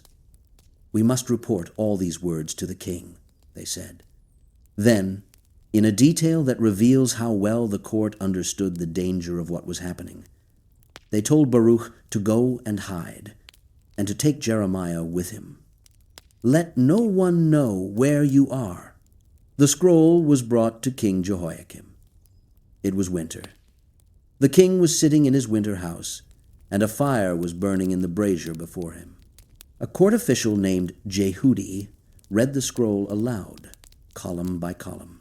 Zedekiah was weak where Jehoiakim had been arrogant, and the weakness was in some ways more dangerous. He wanted to listen to Jeremiah. He summoned the prophet in secret, at night, through side entrances, asking him for the word of the Lord the way a man might ask a doctor for a diagnosis he is afraid to hear. "Is there any word from the Lord?" Zedekiah whispered, and Jeremiah, standing in the shadows of the royal palace, speaking to a king who did not have the courage to be seen consulting him in daylight, answered, "There is." And the word was always the same: surrender, submit to Babylon, accept the yoke. This is God's judgment, and fighting it will only make it worse. Zedekiah could not bring himself to obey. He was surrounded by advisers who told him what he wanted to hear, generals who urged rebellion, and prophets who promised deliverance. And so he vacillated, caught between the word of God and the pressure of his court, between the terrifying truth that Jeremiah offered and the comforting lies that everyone else was selling. The walls of Jerusalem still stood. The temple still gleamed on the mount. And the man from Anathoth, the boy who had been too young to speak, who had been told he would uproot nations, who had been beaten and banned and put in stocks and plotted against and left utterly alone, kept repeating the same unbearable message to a king who kept asking to hear it and then refusing to act on it. The siege was coming. Everyone who had ears to hear knew it was coming. Jeremiah had been saying it for decades, and now the decades were running out, and the boiling pot that God had shown him in Anathoth when he was barely more than a child was about to tip, and its contents were about to pour over Jerusalem like fire. Zedekiah rebelled. After years of paying tribute, after years of nodding along to Babylon's demands while his court whispered of Egyptian alliances and liberation, the puppet king finally cut the strings. He withheld the tribute. He opened negotiations with Pharaoh Hophra of Egypt. He broke his oath of loyalty to Nebuchadnezzar, an oath he had sworn in the name of the God of Israel, which meant that his rebellion was not merely a political gamble, but a violation of a covenant sealed with the divine name. Jeremiah told him as much. Jeremiah told him it would end in ashes. Zedekiah listened, nodded, and rebelled anyway. Nebuchadnezzar's response was exactly what Jeremiah had predicted. In the 9th year of Zedekiah's reign, on the 10th day of the 10th month, around 588 years before the Common Era, the Babylonian army arrived at the walls of Jerusalem and sat down to wait. They did not need to storm the gates. They simply surrounded the city, sealed every road, blocked every supply line, and let hunger do the work. The siege of Jerusalem had begun, and it would last for roughly 18 months, and by the time it ended, the city that David had conquered and Solomon had adorned, and Hezekiah had defended, and Josiah had purified, would cease to exist as anything more than a ruin and a memory. Inside the walls, Jeremiah continued to preach, and his message did not change because the circumstances had changed. If anything, the message became more specific and more infuriating. He told the soldiers defending the walls to lay down their weapons. He told the citizens to walk out of the gates and surrender to the Babylonians. He told anyone who would listen that those who stayed in the city would die by sword, famine, and plague, but those who went out and gave themselves to the Chaldeans would live. "He who stays in this city shall die," Jeremiah announced. "But he who goes out and surrenders to the Chaldeans who are besieging you shall live. He shall have his life as a prize of war." In a besieged city, where men were dying on the walls and mothers were beginning to ration the last scraps of grain for their children, this message was not merely unpopular, it was treason. Jeremiah was telling the army to desert. He was telling the population to surrender. He was undermining the war effort with every breath, and the military officials of Judah, the princes who had once saved his life after the temple sermon, now turned against him with a fury born of desperation. "Let this man be put to death," they told Zedekiah, "for he is weakening the hands of the soldiers who are left in this city, and the hands of all the people, by speaking such words to them. For this man is not seeking the welfare of this people, but their harm." Zedekiah, true to form, folded. "Behold, he is in your hands." The king said, "For the king can do nothing against you." It was perhaps the most pathetic sentence ever spoken by a ruler of Judah. The king can do nothing. Zedekiah had the legal authority to protect Jeremiah and the moral obligation to listen to him, and he abdicated both with a single shrug, handing the prophet over to men who wanted him dead, the way a man might hand over a coat he was tired of wearing. The princes seized Jeremiah and threw him into a cistern, not a prison cell, not a dungeon with walls and a door, a cistern, a deep pit cut into the rock beneath the courtyard of the guard, used for collecting rainwater during the wet season and empty now except for the mud that had accumulated at its bottom. They lowered Jeremiah down on ropes, and he sank into the mire. The cistern had no water, which meant he would not drown, but the mud was deep enough that he could not stand, could not sit, could not find solid ground. He hung in the filth, suspended between the rock walls and the sucking clay, left to starve in darkness. It was not a quick execution. It was a slow one, a death designed to look like neglect rather than murder, so that the princes could tell themselves, and anyone who asked, that they had not killed the prophet, they had merely detained him, and if he happened to die of thirst or exposure in a hole in the ground, well, that was unfortunate, but hardly their fault. Jeremiah would have died there if not for a foreigner. Ebed-melech, an Ethiopian eunuch who served in the royal palace, heard what had been done and went directly to the king. He found Zedekiah sitting at the Benjamin gate and spoke with a boldness that the king himself had never managed. "My lord the king, These men have done evil in all that they did to Jeremiah the prophet, by casting him into the cistern, and he will die there of hunger, for there is no bread left in the city. The detail about the bread is devastating.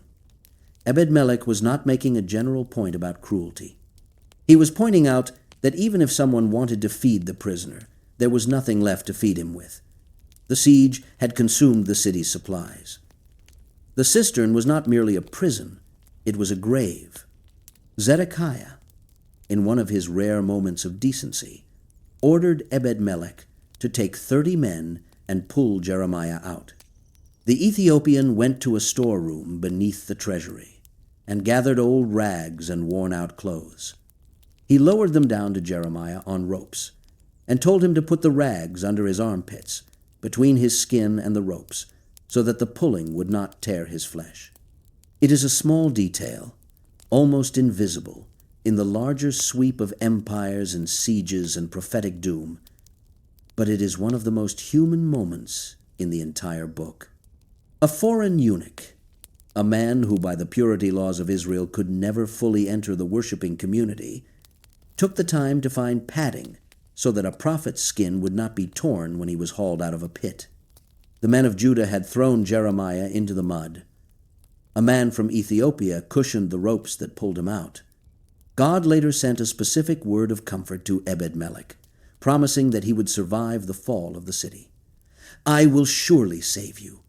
God said, "And you shall not fall by the sword, but you shall have your life as a prize of war, because you have put your trust in me."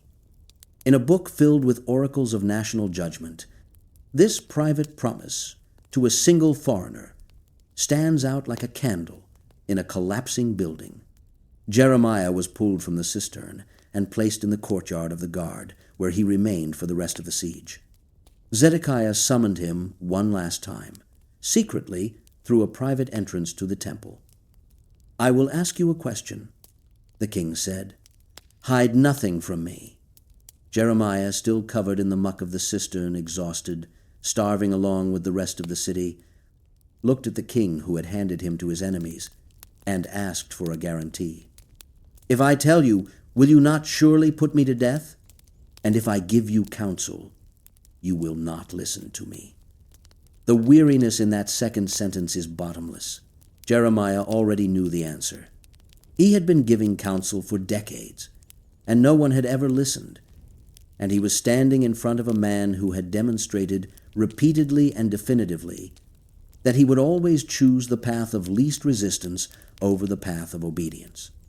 Zedekiah swore an oath, "As the Lord lives, who made our souls, I will not put you to death or deliver you into the hand of these men who seek your life."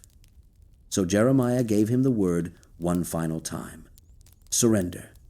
Go out to the king of Babylon's officers. Your life will be spared. The city will not be burned. Your household will survive. But if you do not go out, the city will be handed over to the Chaldeans, and they will burn it, and you will not escape." Zedekiah's response revealed the true nature of his paralysis. "I am afraid," the king confessed, "of the Judeans who have deserted to the Chaldeans, lest I be handed over to them, and they deal cruelly with me. The king of Judah was not afraid of Nebuchadnezzar. He was afraid of his own people, the defectors who had already taken Jeremiah's advice and surrendered, the men who would see their king walking into the Babylonian camp and know that everything he had put them through, every month of starvation and every death on the walls, had been for nothing." Zedekiah was afraid of shame. He was afraid of the look in the eyes of men who had done what he should have done long ago. And so he stayed. He stayed behind the walls, in the shrinking city, with the shrinking food supply and the shrinking army and the shrinking options, because walking out would require a courage he did not possess. Jeremiah told him he would regret it. Then the interview ended, and the two men never spoke again. The siege ground on. Inside Jerusalem, the suffering reached levels that the human mind struggles to process. The food ran out entirely. Mothers boiled leather and gnawed on scraps of wood. The Book of Lamentations, traditionally attributed to Jeremiah, describes what happened when the last reserves were consumed. The hands of compassionate women have boiled their own children. They became their food during the destruction of the daughter of my people, cannibalism, mothers eating their own infants. The sentence sits on the page like a wound that will not close. And Jeremiah, or whoever wrote those words, did not flinch from it. He did not look away. He described it, recorded it, forced the reader to see it, because looking away from the horror was precisely what Judah had been doing for decades, and looking away was how they had ended up here. The walls were breached on the 9th day of the 4th month, in the 11th year of Zedekiah's reign, around 586 years before the Common Era. The Babylonian officers entered the city and took their seats at the middle gate, a gesture of administrative conquest, businesslike and methodical, as if occupying the capital of a nation were simply another item on the day's agenda. When Zedekiah saw the Babylonian officers sitting in his gate, he did exactly what Jeremiah had told him not to do. He ran. Under cover of darkness, the king and his remaining soldiers slipped out of the city through a gate between the two walls, near the king's garden, and fled east toward the Jordan Valley, toward the Arabah, toward anywhere that was not Jerusalem. The Babylonian army pursued. They overtook Zedekiah in the plains of Jericho, the same Jericho whose walls had fallen before Joshua's trumpets centuries earlier, when Israel was young and confident and entering the promised land for the first time.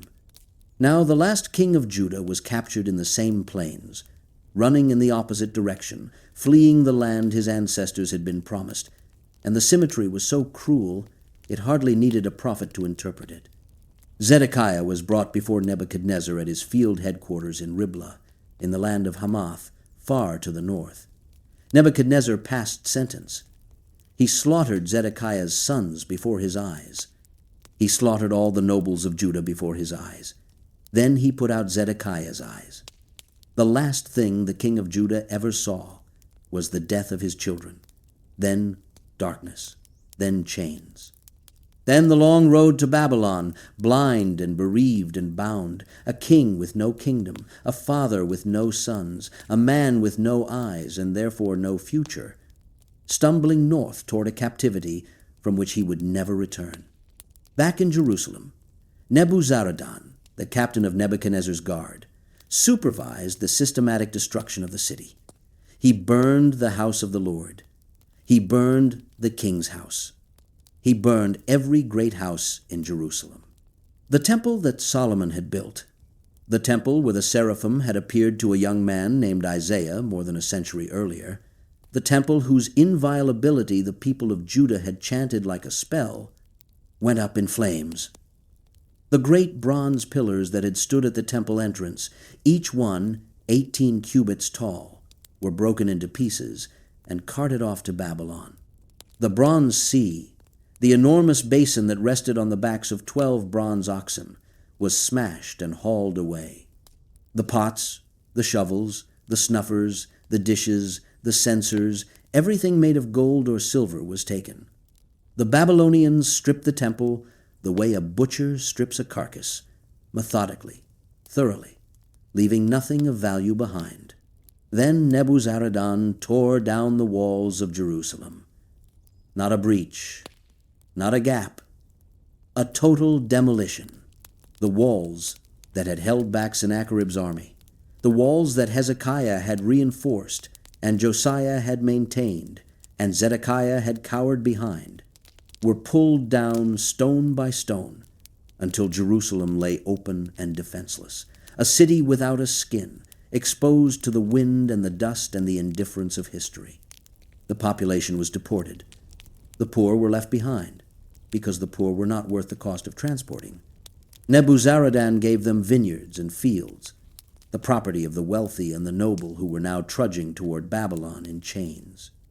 The last people standing in the ruins of Jerusalem were the ones who had never had anything to begin with. And Jeremiah, remarkably, was among those left behind. Nebuchadnezzar had given specific orders regarding the prophet. Take him, look after him well, and do him no harm, but deal with him as he tells you.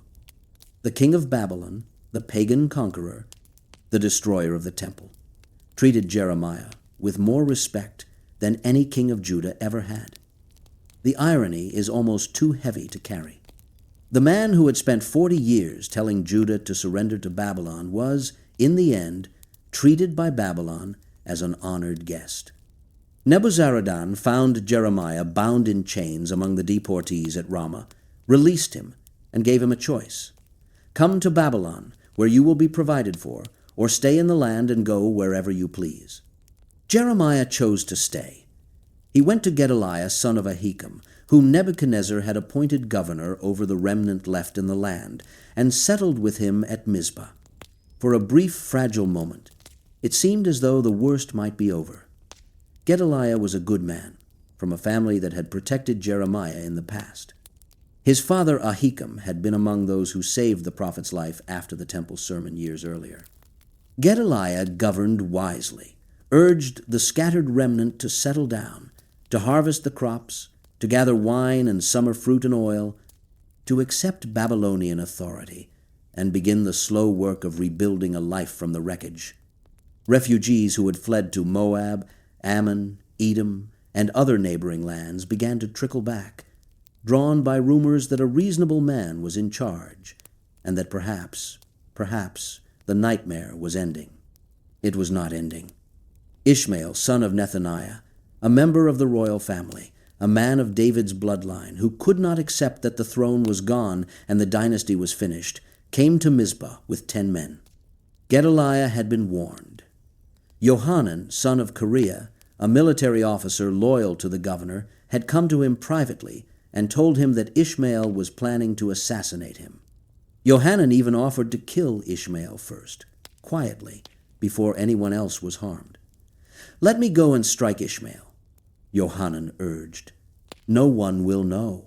Why should he take your life? Why should all the Judeans who are gathered about you be scattered, and the remnant of Judah perish?" Gedaliah refused. He did not believe it. He called it slander. He told Johanan to do nothing. And so when Ishmael arrived at Mizpah and sat down to eat bread with Gedaliah, the governor welcomed him as a guest, and Ishmael and his 10 men rose from the table and struck Gedaliah down with the sword. They killed every Judean who was with him at Mizpah, and they killed the Babylonian soldiers stationed there. And the next day, before anyone outside Mizpah knew what had happened, Ishmael intercepted a group of 80 men coming from the north, with offerings for the ruined temple, men who were weeping and had shaved their beards and torn their garments in mourning, pilgrims on their way to grieve over the ashes of God's house. Ishmael slaughtered 70 of them and threw their bodies into a cistern. He spared 10, who promised to reveal hidden stores of wheat, barley, oil, and honey. Then he took the rest of the population at Mizpah captive, including the king's daughters who had been entrusted to Gedaliah's care, and set out toward the land of the Ammonites. Johanan pursued him. He caught up with Ishmael at the great pool in Gibeon, and the captives broke free and ran to Johanan's side. Ishmael escaped with 8 of his men into Ammonite territory and was never heard from again, but the damage was irreversible. Gedaliah was dead. The Babylonian-appointed governor had been murdered by a Judean prince. And the remnant, the pathetic, traumatized, exhausted remnant that had survived the siege and the deportation and the destruction, now faced the one thing they feared more than anything else: Babylonian retaliation. They came to Jeremiah.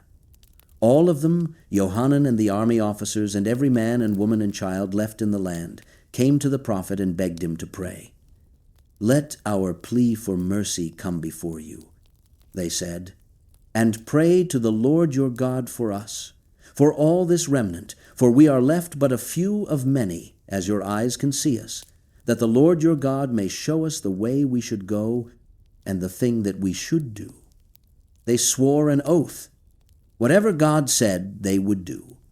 "Whether it is good or bad, we will obey the voice of the Lord our God to whom we are sending you, that it may be well with us when we obey the voice of the Lord our God." Jeremiah prayed, 10 days passed. 10 days of silence from heaven while the remnant waited, packed and ready, terrified that a Babylonian punitive expedition was already on the road. On the 10th day, the word came, and the word was stay. Do not go to Egypt. Stay in this land, and I will build you up and not tear you down. I will plant you and not pluck you up. Do not fear the king of Babylon, of whom you are afraid. Do not fear him, for I am with you, to save you and to deliver you from his hand. I will grant you mercy, and he will have mercy on you and let you remain in your own land. But if you say, we will not remain in this land, and disobey the voice of the Lord your God, saying, no, we will go to the land of Egypt, where we shall not see war or hear the sound of the trumpet, or be hungry for bread, and we will dwell there. Then the sword, famine, and plague you fear will follow you to Egypt, and you will die there. The word was clear. The oath had been sworn. And the remnant broke the oath before the echo of Jeremiah's voice had faded. You are telling a lie. Johanan and all the proud men said to Jeremiah, the Lord our God did not send you to say, do not go to Egypt to live there. But Baruch the son of Neriah has set you against us, to deliver us into the hand of the Chaldeans, that they may kill us or take us into exile in Babylon. They blamed Baruch. They blamed the scribe. They decided that the prophet's faithful secretary, the man who had written the scroll and read it in the temple and hidden with Jeremiah and followed him through every disaster, was the real puppeteer, the secret manipulator who had turned God's mouthpiece against his own people. It was an accusation so absurd it would be funny if its consequences were not catastrophic. Johanan and his men took the entire remnant, every man, woman, and child, including the king's daughters, and marched south toward Egypt, and they took Jeremiah and Baruch with them, not as advisors, not as honored guests, as captives. The prophet who had been thrown into a cistern by his own people was now being dragged into exile by his own people, forced to accompany them on the very journey he had told them God had forbidden. He had predicted this too. He had predicted all of it. And being right, as Jeremiah had learned long ago, was the loneliest form of suffering available to a human being. They settled in Tahpanhes, an Egyptian border city, and then scattered to other Egyptian towns, Migdol, Memphis, the land of Pathros. And in Egypt, in the land God had told them not to enter, Jeremiah delivered his final recorded prophecies, and they were as fierce and as futile as everything that had come before. He took large stones and buried them in the mortar at the entrance to Pharaoh's palace in Tahpanhes, and declared that Nebuchadnezzar would come and set his throne on top of those very stones, and spread his royal canopy over them, and strike the land of Egypt as a shepherd cleans vermin from his cloak. The God of Israel's reach extended to Egypt. The God of Israel's judgment could not be escaped by geography. Running south did not mean running free. The Jewish refugees in Egypt did not repent. They doubled down. The women began burning incense to the Queen of Heaven, a title for the Mesopotamian goddess Ishtar, or possibly the Canaanite Astarte. And when Jeremiah confronted them, their response was one of the most remarkable speeches of defiance in the entire Hebrew Scriptures. We will not listen to you, they told the prophet.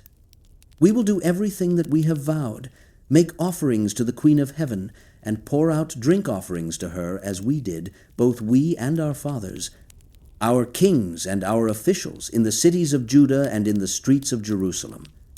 For then we had plenty of food and prospered and saw no disaster. But since we left off making offerings to the Queen of Heaven and pouring out drink offerings to her, we have lacked everything and have been consumed by the sword and by famine. The logic was perverse and internally coherent. When we worshiped the Queen of Heaven, things were good. When we stopped, things fell apart. Therefore, the problem was not idolatry, but the abandonment of idolatry. Josiah's reforms had been the mistake. The return to the Lord had been the error.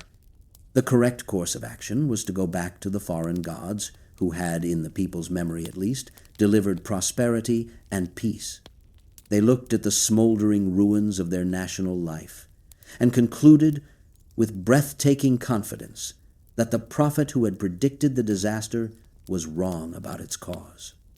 They had lived through the exact sequence of events Jeremiah had spent his entire life announcing, and they had learned nothing. The word of God had bounced off them like rain off stone. Jeremiah responded with one final oracle of judgment. Then the text falls silent. The Book of Lamentations sits in the Hebrew canon like a wound that no one has bandaged. 5 poems, 5 chapters of grief so raw and so unrelenting that reading them consecutively feels less like studying Scripture and more like sitting with someone who is having a breakdown. Tradition assigns them to Jeremiah, the weeping prophet, the man who had predicted the fall and then been forced to watch it happen, and whether or not every line came from his pen, the voice is unmistakably the voice of a man who was present when Jerusalem died. How lonely sits the city that was full of people. How like a widow has she become, she who was great among the nations. She who was a princess among the provinces has become a slave. The opening word in Hebrew is eka, a cry of bewilderment that is also the Hebrew title of the book itself. How did this happen? How did the city of God become a widow? How did the princess become a slave? The question is rhetorical, because Jeremiah had answered it 1,000 times, and no one had listened, and yet the question keeps being asked because the heart cannot accept what the mind already knows. The poems describe the siege in details that only an eyewitness could provide. Infants' tongues clinging to the roofs of their mouths from thirst. Children begging for bread and no one giving them any. Noble women whose skin had been whiter than milk, their bodies more ruddy than coral, now darker than soot, unrecognizable in the streets, their skin shriveled on their bones, dry as wood. The elders sitting on the ground in silence, dust on their heads. Young women ravished in the conquered city. Princes hung up by their hands. The young men forced to grind at the mill like slaves.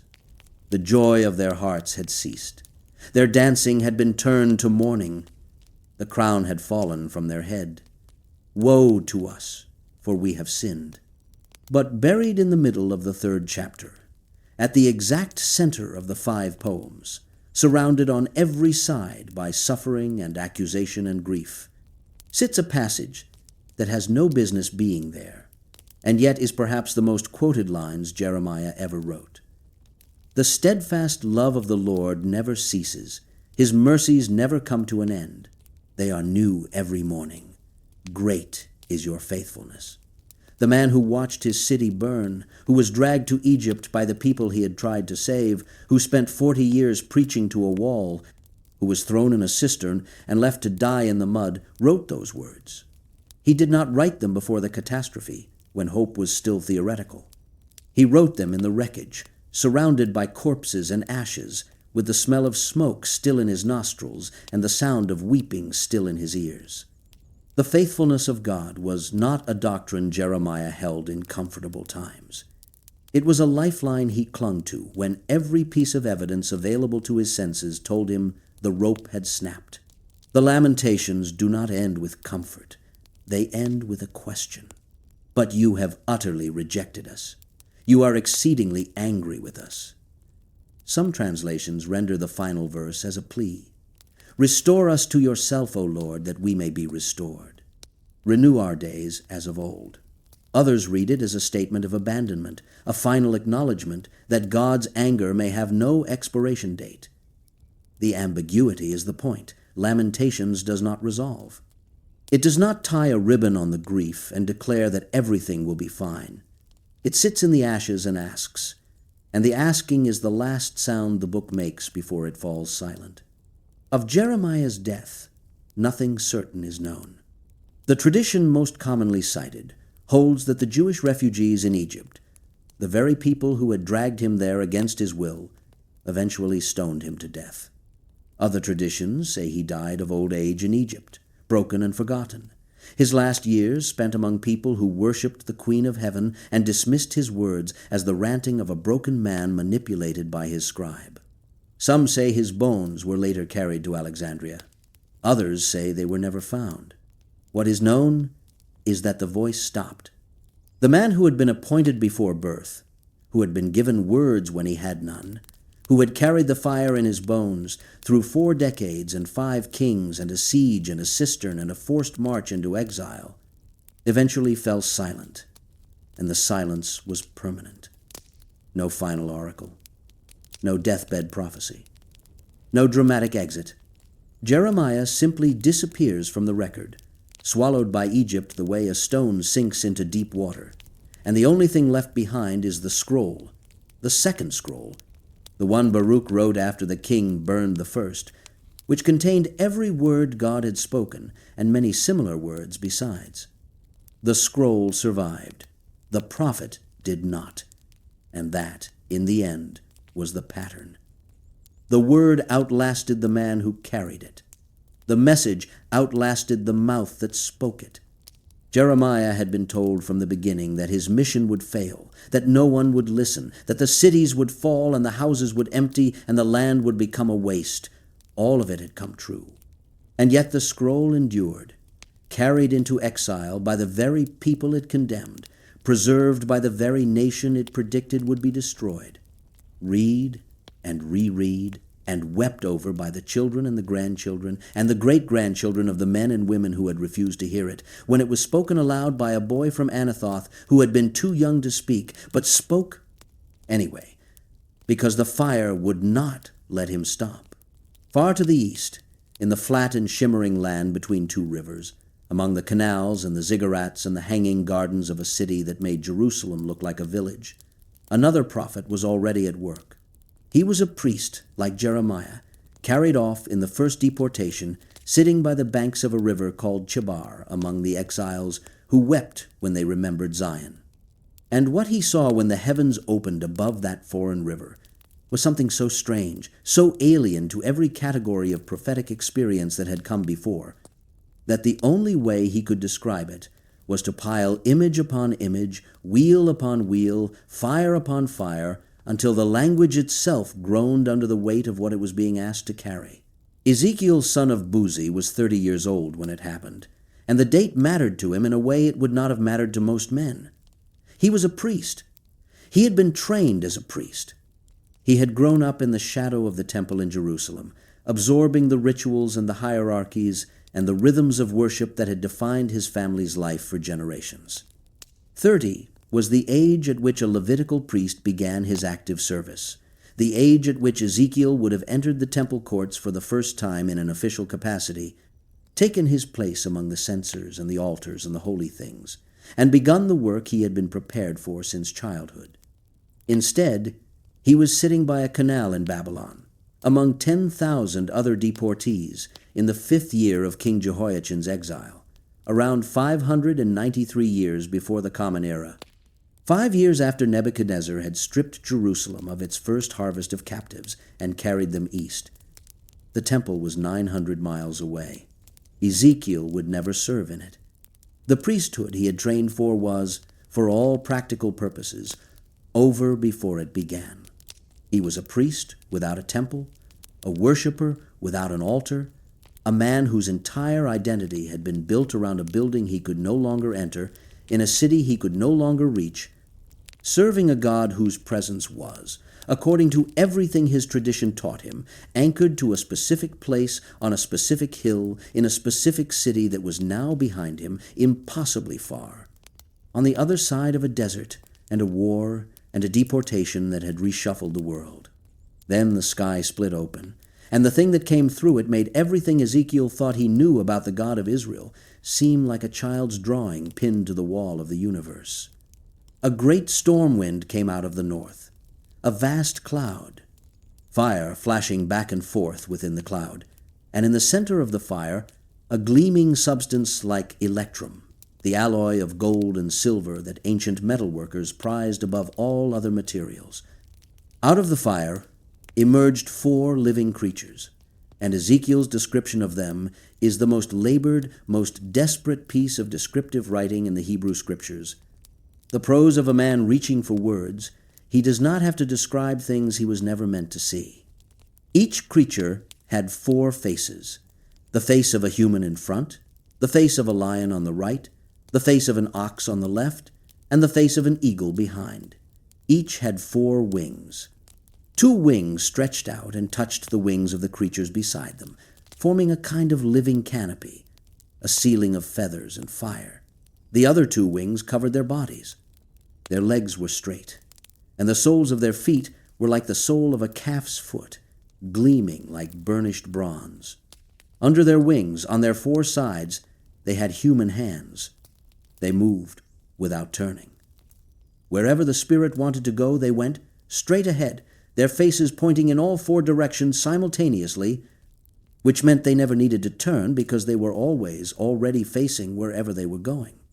Among the living creatures, something like burning coals of fire moved, torches darting back and forth between them, and the fire was bright, and out of the fire went lightning.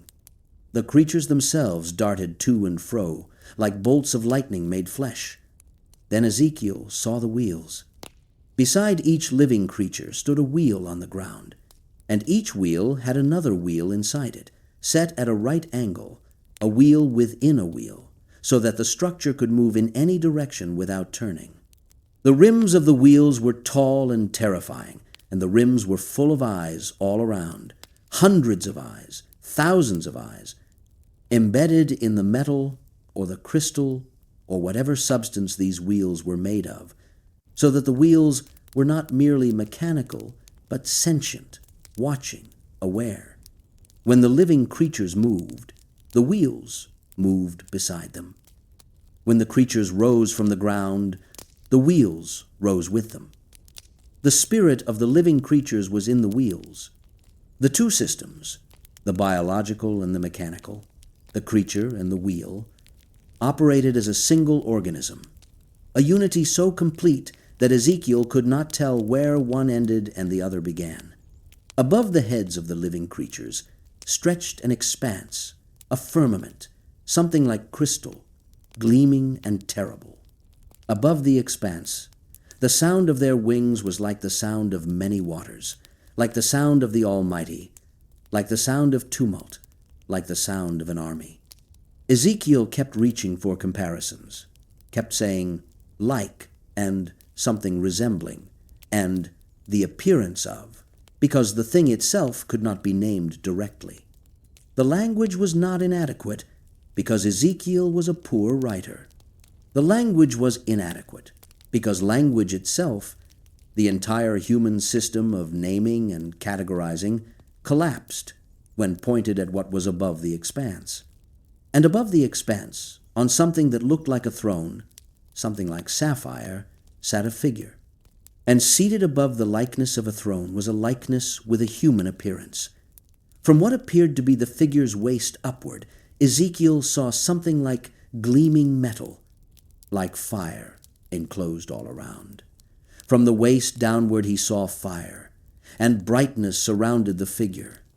The brightness was like the appearance of a rainbow in a cloud on a rainy day. And this, Ezekiel says, with a pile of qualifiers so high it nearly topples, was the appearance of the likeness of the glory of the Lord. Not the glory of the Lord, the appearance of the likeness of the glory. 3 layers of distance between the prophet and the thing he was describing, because even after everything he had seen, the living creatures and the wheels and the fire and the expanse and the throne, what sat on the throne was still 1 step further away than his words could reach. Ezekiel fell on his face. He did not volunteer. He did not answer a question. He simply collapsed, undone by the sheer ontological weight of what had appeared above a Babylonian canal to a displaced priest who was supposed to be starting his temple service that year. A voice spoke. "Son of man, stand on your feet, and I will speak with you." The Spirit entered Ezekiel and set him on his feet, and the voice gave him his commission. "Son of man, I send you to the people of Israel, to nations of rebels who have rebelled against me. They and their fathers have transgressed against me to this very day. The descendants also are impudent and stubborn. I send you to them, and you shall say to them, Thus says the Lord God. And whether they hear or refuse to hear, for they are a rebellious house, they will know that a prophet has been among them. The commission was identical in its pessimism to the one given to a prophet in Jerusalem more than a century earlier. They will not listen. Speak anyway. But God added a warning for Ezekiel that was unique. Do not be afraid of them, nor be afraid of their words, though briars and thorns are with you, and you sit on scorpions. Do not be afraid of their words, nor be dismayed at their looks, for they are a rebellious house. The looks. The exiles did not merely ignore their prophets, they glared at them. The hostility was in their faces, and Ezekiel would have to preach into those faces day after day, knowing that every word he spoke would be met with the silent, smoldering contempt of a people who had been uprooted from their homes and were in no mood to be told it was their own fault. Then God gave Ezekiel a scroll and told him to eat it. The scroll was written on both sides, front and back, which was unusual, and its contents were lamentation, mourning, and woe. Eat it, God said. Fill your stomach with it. Ezekiel ate, and in his mouth the scroll tasted as sweet as honey. The sweetness was not a contradiction of the bitterness of the contents. It was the experience of receiving the Word of God directly, of having it enter not merely the mind through hearing, but the body through consumption. Ezekiel did not merely hear the Word, he digested it. It became part of his tissue, his blood, his bones. He would carry it inside him the way a pregnant woman carries a child, and when he spoke, the words would come from his gut, not his memory. God sent him to the exiles at Tel Abib by the Chebar Canal, and Ezekiel sat among them for 7 days, overwhelmed. The Hebrew word used for his state, mashemim, suggests something between shock and horror, the paralysis of a man who has seen too much and cannot yet process what he has seen. For 7 days the new prophet sat in silence among the displaced, stunned by his vision, crushed by his commission, eating nothing, saying nothing, waiting for the weight of what had happened to settle into a shape he could carry. On the 7th day, God spoke again, and the metaphor God chose was the watchman. Son of man, I have made you a watchman for the house of Israel. Whenever you hear a word from my mouth, you shall give them warning from me. The watchman's job was simple. If he saw danger approaching and sounded the alarm, the people could choose to respond or ignore. If they ignored the warning and died, their blood was on their own heads. But if the watchman saw the danger and did not sound the alarm, if he kept silent, if he decided the message was too unpopular or too dangerous or too exhausting to deliver, then the people would still die. But their blood would be on the watchman's hands. God would hold the watchman personally responsible for every death that his silence had enabled. The burden of this arrangement is almost impossible to overstate. Ezekiel was not merely a messenger. He was a guarantor. If he spoke and was ignored, he was free. If he did not speak, he was guilty of murder. There was no option to resign, no possibility of a sabbatical, no clause allowing the watchman to take a day off from watching. Every silence was a potential death sentence, not for the people who were going to die regardless if they refused to repent, but for the prophet himself, whose silence would become complicity in their destruction. The watchman metaphor turned prophecy from a vocation into a trap. Ezekiel could not stop prophesying without becoming responsible for the very catastrophe he was prophesying about. And then God told Ezekiel to perform. The symbolic acts of Ezekiel are among the strangest passages in the entire Bible, and they are strange because they were meant to be. God did not merely give Ezekiel words to speak. He gave him actions to perform. Public demonstrations so bizarre and so disturbing that the exiles could not look away, could not tune out, could not treat the prophet's message as background noise the way they might have treated a spoken oracle. Ezekiel's body became the medium. First, God told him to take a brick and engrave on it the city of Jerusalem. Then he was to set up a siege against the brick, build miniature siege walls around it, construct a ramp, set camps against it, place battering rams around it. Then he was to take an iron plate and set it as an iron wall between himself and the brick city. This was a model, a tabletop diorama of the siege that was coming, constructed by a priest in a refugee camp beside a Babylonian canal. The exiles, walking past Ezekiel's dwelling, would have seen a grown man, a man from a priestly family, crouching over a brick and moving tiny siege engines around it like a child playing with toys. Except that the child's game was a prophecy, and the toy city was their city, and the siege that was being rehearsed in miniature was about to be executed in full. Then God told him to lie on his left side for 390 days, 1 day for each year of Israel's punishment. 390 days on his left side, facing the brick city, bearing the punishment of the northern kingdom. Then he was to turn over and lie on his right side for 40 days, 1 day for each year of Judah's punishment. During this entire period, Ezekiel was to eat a carefully measured ration of food. 20 shekels weight of bread per day, about 8 ounces, made from a mixture of wheat, barley, beans, lentils, millet, and emmer, the kind of desperate multi-grain loaf a city resorts to when its primary grain supplies have been exhausted. He was to drink 1/6 of a hin of water per day, barely enough to prevent dehydration. And the bread was to be baked over human excrement. Ezekiel objected. It was the only time in his recorded ministry that the priest broke through the prophet's obedience and protested. "Ah, Lord God," he cried, "behold, I have never defiled myself. From my youth until now, I have never eaten what died of itself, or was torn by beasts, nor has tainted meat come into my mouth." The priestly purity laws were the bedrock of Ezekiel's identity. He had kept them his entire life, even in exile, even when every other marker of his priesthood had been stripped away. The food laws were the last thing he had left, and God was asking him to violate them. God relented slightly. "I will let you have cow's dung instead of human dung, on which you may prepare your bread." The concession was grimly generous. Ezekiel's bread would be baked over animal waste rather than human waste. The symbolism was preserved. The defilement was reduced by a single degree, and the prophet spent over a year lying on his side in public, eating starvation rations cooked over dung, performing in his own body the siege and the hunger and the degradation that Jerusalem was about to experience. When the lying was done, God told him to shave his head and his beard with a sword, which was itself a significant detail, a weapon repurposed as a razor, violence turned inward. He was to weigh the hair on a set of scales and divide it into 3 parts.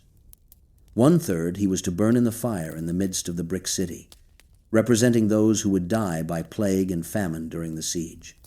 1/3 he was to strike with the sword all around the brick city, representing those who would fall by the sword in the streets. 1/3 he was to scatter to the wind, representing those who would be dispersed into exile. And from this last third, he was to take a few strands and bind them in the hem of his garment, representing the tiny remnant that would survive. Then even some of those bound strands were to be thrown into the fire, because even the remnant would not be entirely safe. Even the survivors would face further purging. Ezekiel cut a hole in the wall of his house and carried his belongings out through it in the dark, covering his face so he could not see the ground, acting out the escape of a man fleeing a city under siege.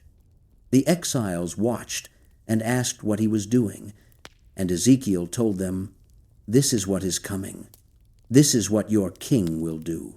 He will dig through the wall in the dark and cover his face and try to escape, and he will be caught, and he will be carried to Babylon, and he will die there without ever seeing the land." The prophecy was fulfilled with surgical precision when Zedekiah fled Jerusalem years later and was captured and blinded, carried to Babylon alive but sightless, a man who would indeed never see the land he died in. God told Ezekiel to eat his bread with trembling and drink his water with shuddering and anxiety.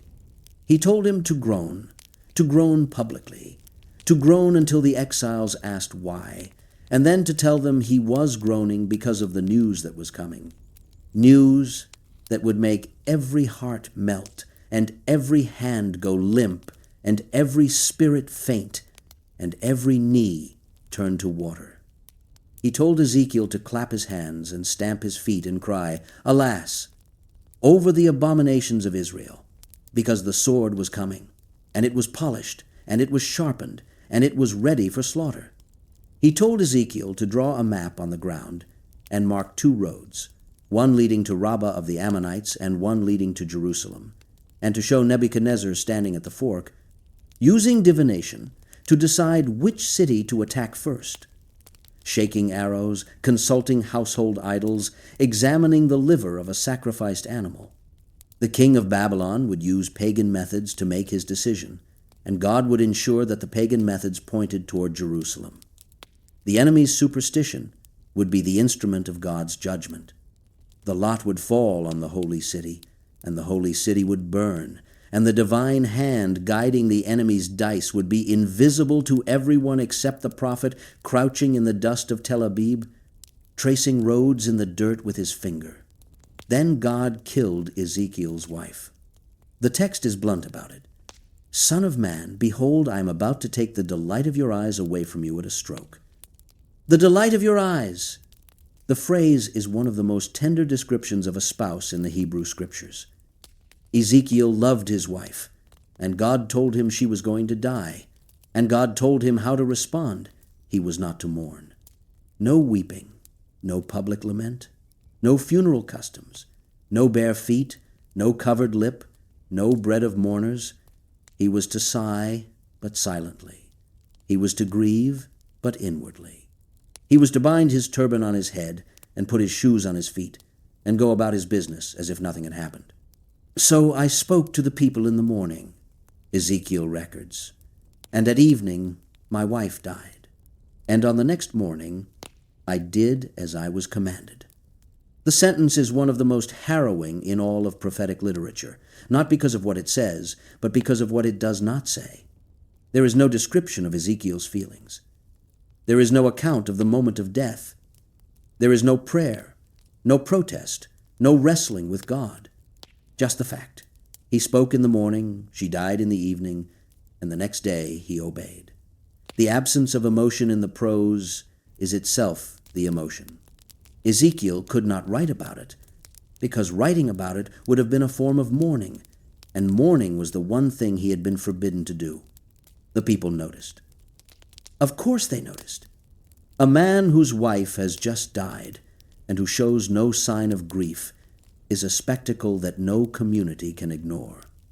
"Will you not tell us what these things mean for us, that you are acting this way?" they asked. And Ezekiel told them, "The word of the Lord came to me. Say to the house of Israel, Thus says the Lord God, Behold, I will profane my sanctuary, the pride of your power, the delight of your eyes, and the yearning of your soul." The temple was God's wife, in a sense. The temple was the delight of God's eyes, and God was about to lose it, just as Ezekiel had lost the delight of his own eyes, and the response was to be the same. No mourning, no weeping, no public display of grief. When the temple fell, the exiles would be so stunned, so shattered, so beyond the capacity for normal grief that they would simply fall silent, their mouths unable to form the sounds of lamentation, their bodies unable to perform the rituals of mourning. Ezekiel's silent grief was a preview of a loss so total that it would render an entire people mute.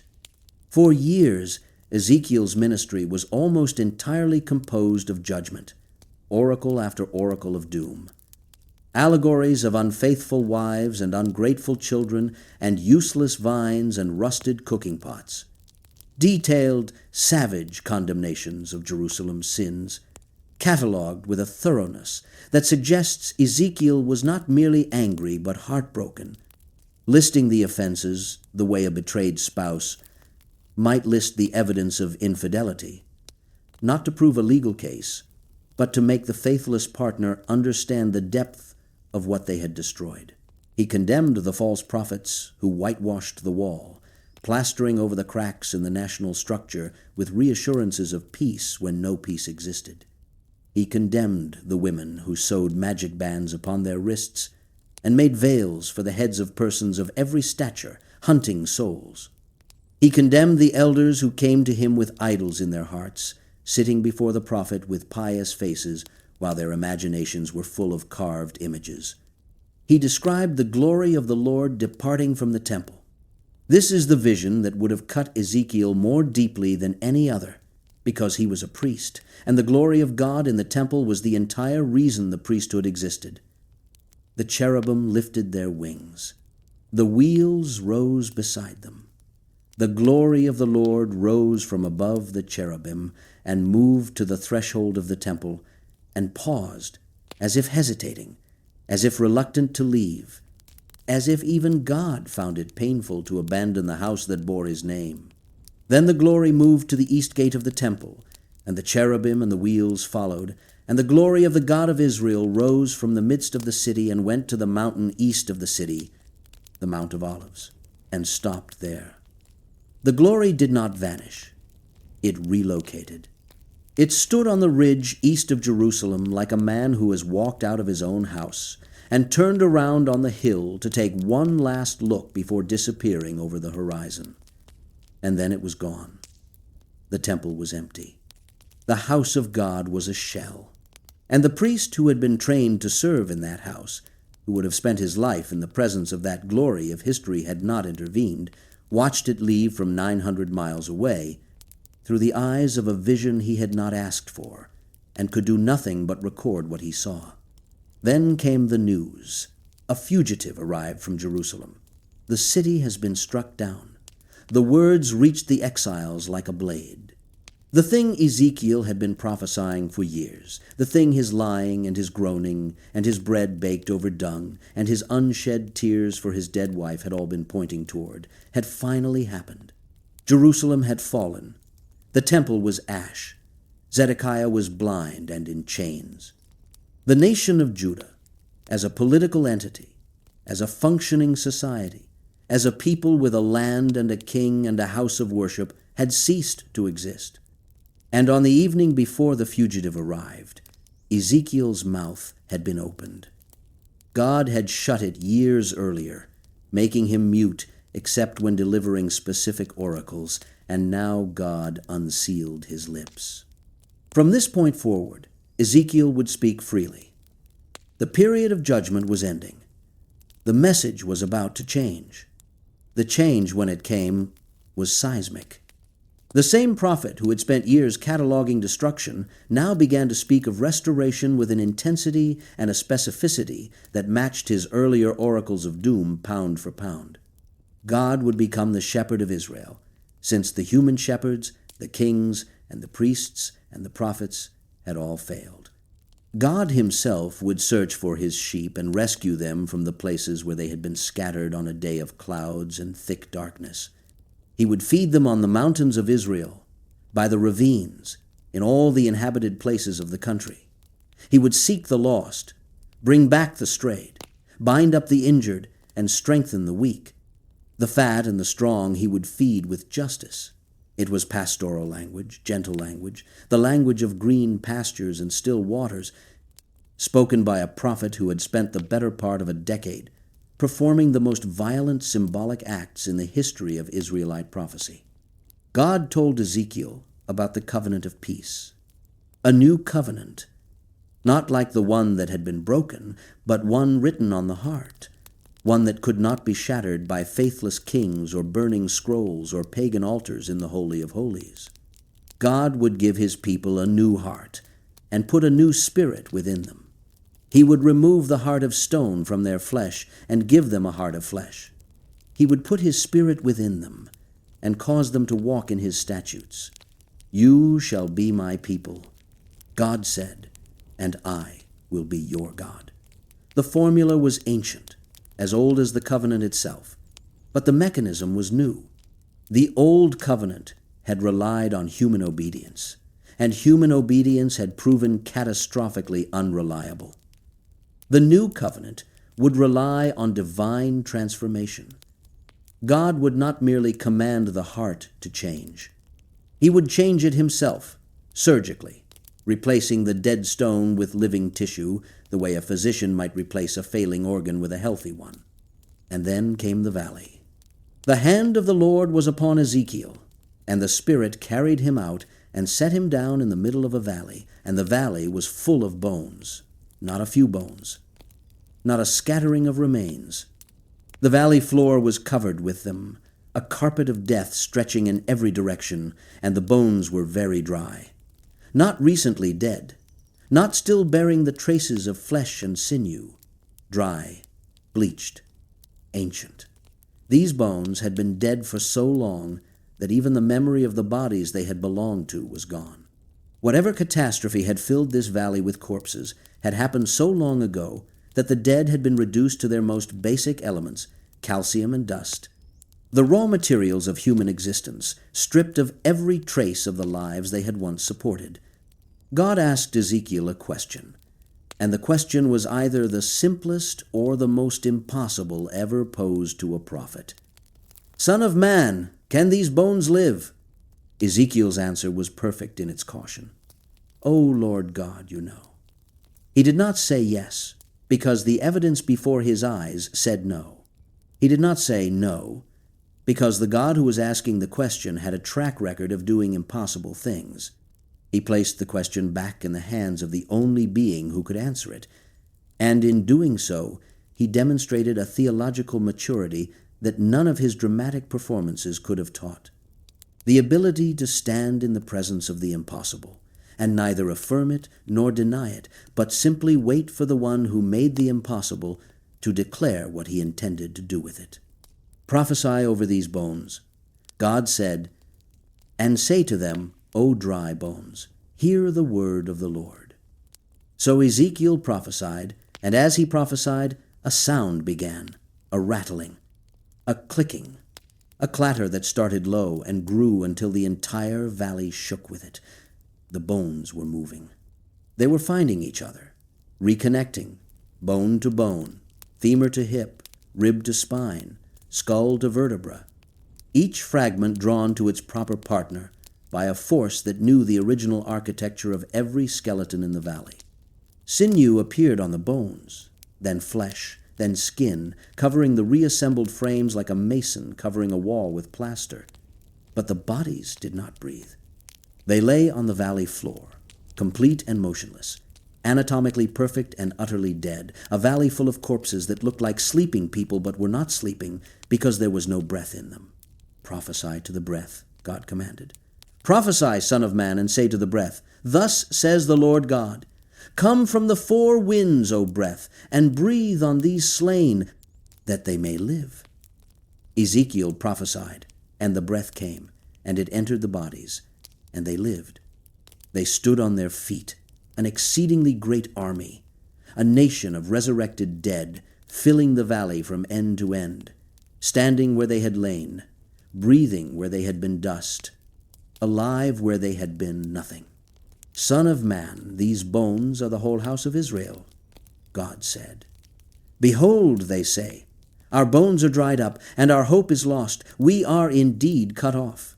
Therefore prophesy and say to them, Thus says the Lord God, Behold, I will open your graves and raise you from your graves, O my people, and I will bring you into the land of Israel." The exiles had said their hope was gone. They had declared themselves dead, and God had taken their metaphor and turned it into a vision so literal, so physical, so irreversibly vivid, that no exile sitting by the Chebar Canal could ever again say the word hopeless without hearing the rattling of bones reassembling in a valley they had never visited but would never forget. The final section of Ezekiel's prophecy is a vision of a new temple, described in measurements so precise and so extensive that they fill 9 chapters. Ezekiel was carried in a vision to a very high mountain, and on the mountain was a structure like a city. A man whose appearance was like bronze stood at the gate with a measuring reed and a linen cord, and for chapter after chapter, room after room, gate after gate, court after court, the man measured, and Ezekiel recorded. The detail is relentless. The outer court, the inner court, the side chambers, the altar, the tables for slaughter, the vestibule, the dimensions of every wall, every threshold, every pillar, every window. For a priest who had never served in the temple he was trained for, the vision of this new temple, this perfect temple, this temple built not by human hands but revealed by divine architecture, must have been both ecstasy and torment. The detailed blueprint of a house he ached to serve in, shown to him in a vision he could see but not touch. And then the glory came back. The glory that Ezekiel had watched depart from the old temple, moving reluctantly to the Mount of Olives and disappearing, now returned to the new temple from the east. And behold, the glory of the God of Israel was coming from the east, and the sound of his coming was like the sound of many waters, and the earth shone with his glory. The glory entered the temple by the east gate, the same direction from which it had departed, and filled the house, and the voice spoke from inside. Son of man, this is the place of my throne, and the place of the soles of my feet, where I will dwell in the midst of the people of Israel forever. Forever. The glory had left once. It would not leave again. The new temple would not suffer the fate of the old one. The presence that Ezekiel had been born to serve, the presence that had departed before his priestly career could begin, would return and remain, and the priest who had never served would finally have a house worthy of the God whose wheels and wings and eyes and fire had appeared above a Babylonian canal to a man who had been sitting in the wrong country at the wrong time, eating bread baked over dung, mourning a wife he was forbidden to weep for, watching the end of everything he had been raised to love, and somehow, impossibly, finding in the wreckage the blueprint for something new. From the threshold of this new temple, Ezekiel saw water flowing. It trickled from under the south side of the threshold, a small stream, ankle deep at first. The man with the measuring line led Ezekiel through it. 1,000 cubits further, the water was knee-deep. Another 1,000, and it reached his waist. Another 1,000, and it was a river too deep to cross, a river that no one could pass through on foot. This river, born from a trickle under a temple door, flowed eastward into the Arabah and down into the Dead Sea, and wherever the water went, it brought life. The salt sea became fresh. Fish swarmed in its waters. Trees grew on its banks, their leaves never withering, their fruit never failing, bearing fresh fruit every month, because the water that nourished them flowed from the sanctuary. The leaves of the trees were for healing. The prophet who had eaten a scroll of lamentation, mourning, and woe, ended his ministry with a river of healing flowing from the house of God into the deadest body of water on earth and making it alive. The vision was complete. The watchman had sounded every alarm. The priest had seen the glory depart and return. The man who had lost his wife and his city and his calling and his silence had been given, in exchange, the architecture of hope. Of Ezekiel's death, the scriptures say nothing at all. Tradition places his tomb near the town of Al-Kifl in modern Iraq, by the very waterways where he first saw the heavens open. Some traditions say he was killed by a prince of Israel whom he had rebuked for idolatry, dragged behind horses until he was dead. Others say he lived out his years among the exiles, teaching, prophesying, waiting for the glory to return. The text does not settle the question. The text gives us the visions and the symbolic acts and the measurements of the temple and the river flowing into the Dead Sea, and then the text ends, and the man behind it steps back into the silence from which all prophets eventually come and to which all prophets eventually return. But Ezekiel was not the only prophet in Babylon. While the priest sat by the Chebar Canal performing his strange and terrible pageants for the exiles, a young man from Judah's nobility was navigating a very different world, the world of the imperial court, where the stakes were not measured in symbolic acts, but in political survival. where the gods of Babylon were not abstract theological threats, but living presences demanding daily worship, and where a man's faithfulness to the God of Israel could be tested not by a vision or a calling, but by a plate of food, a golden statue, a den of hungry animals, and a wall on which invisible fingers were writing words that only one man in the empire could read. Daniel was taken young. He was among the first wave of captives, carried off to Babylon around 605 years before the Common Era, when Nebuchadnezzar was still crown prince, and the full horror of Jerusalem's destruction was still 2 decades away. He was selected precisely because he was impressive. The Babylonian strategy for absorbing conquered elites was not crude. It was sophisticated, almost surgical.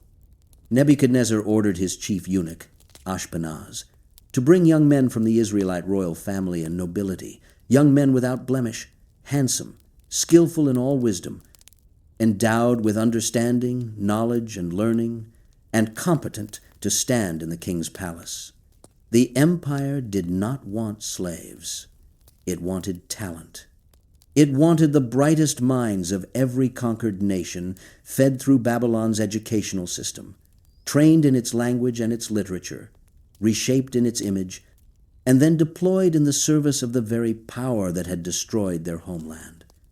The genius of the system was that it did not need to break its captives.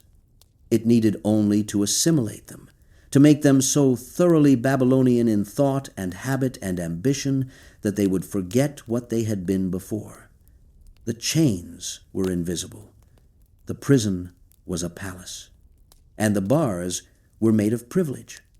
Daniel and 3 companions, Hananiah, Mishael, and Azariah, were selected for this program. The first thing the Babylonians did was rename them. Daniel, whose name meant God is my judge, became Belteshazzar, a name invoking the Babylonian deity Bel Hananiah. The Lord is gracious became Shadrach.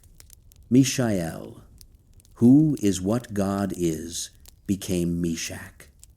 Azariah, the Lord has helped, became Abednego. The renaming was not administrative. It was theological. Every time a court official called Daniel by his Babylonian name, the old identity was eroded by a syllable. Every time Hananiah answered to Shadrach, the God who had been gracious was replaced by the God of the conquerors. The names of the God of Israel were being overwritten, character by character, by the names of gods who had by every visible measure won. Daniel's first act of resistance was so small, it could have been mistaken for dietary fussiness. The king assigned the young trainees a daily portion of the royal food and wine, the same food and wine that Nebuchadnezzar himself consumed, which meant the same food and wine that had been offered to Babylonian idols before it reached the royal table. To eat it was to participate in pagan worship. To refuse it was to insult the king.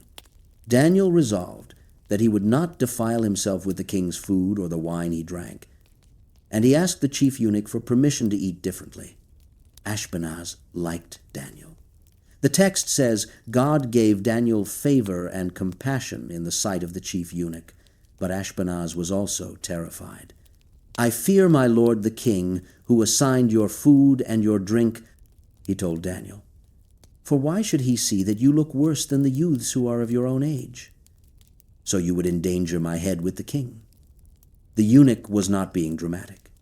In the Babylonian court, an official whose charges looked malnourished could lose his life. Ashpenaz was being asked to choose between his affection for Daniel and his attachment to his own neck. Daniel proposed a test, 10 days. Vegetables and water only for Daniel and his 3 friends, while the others ate the royal provisions.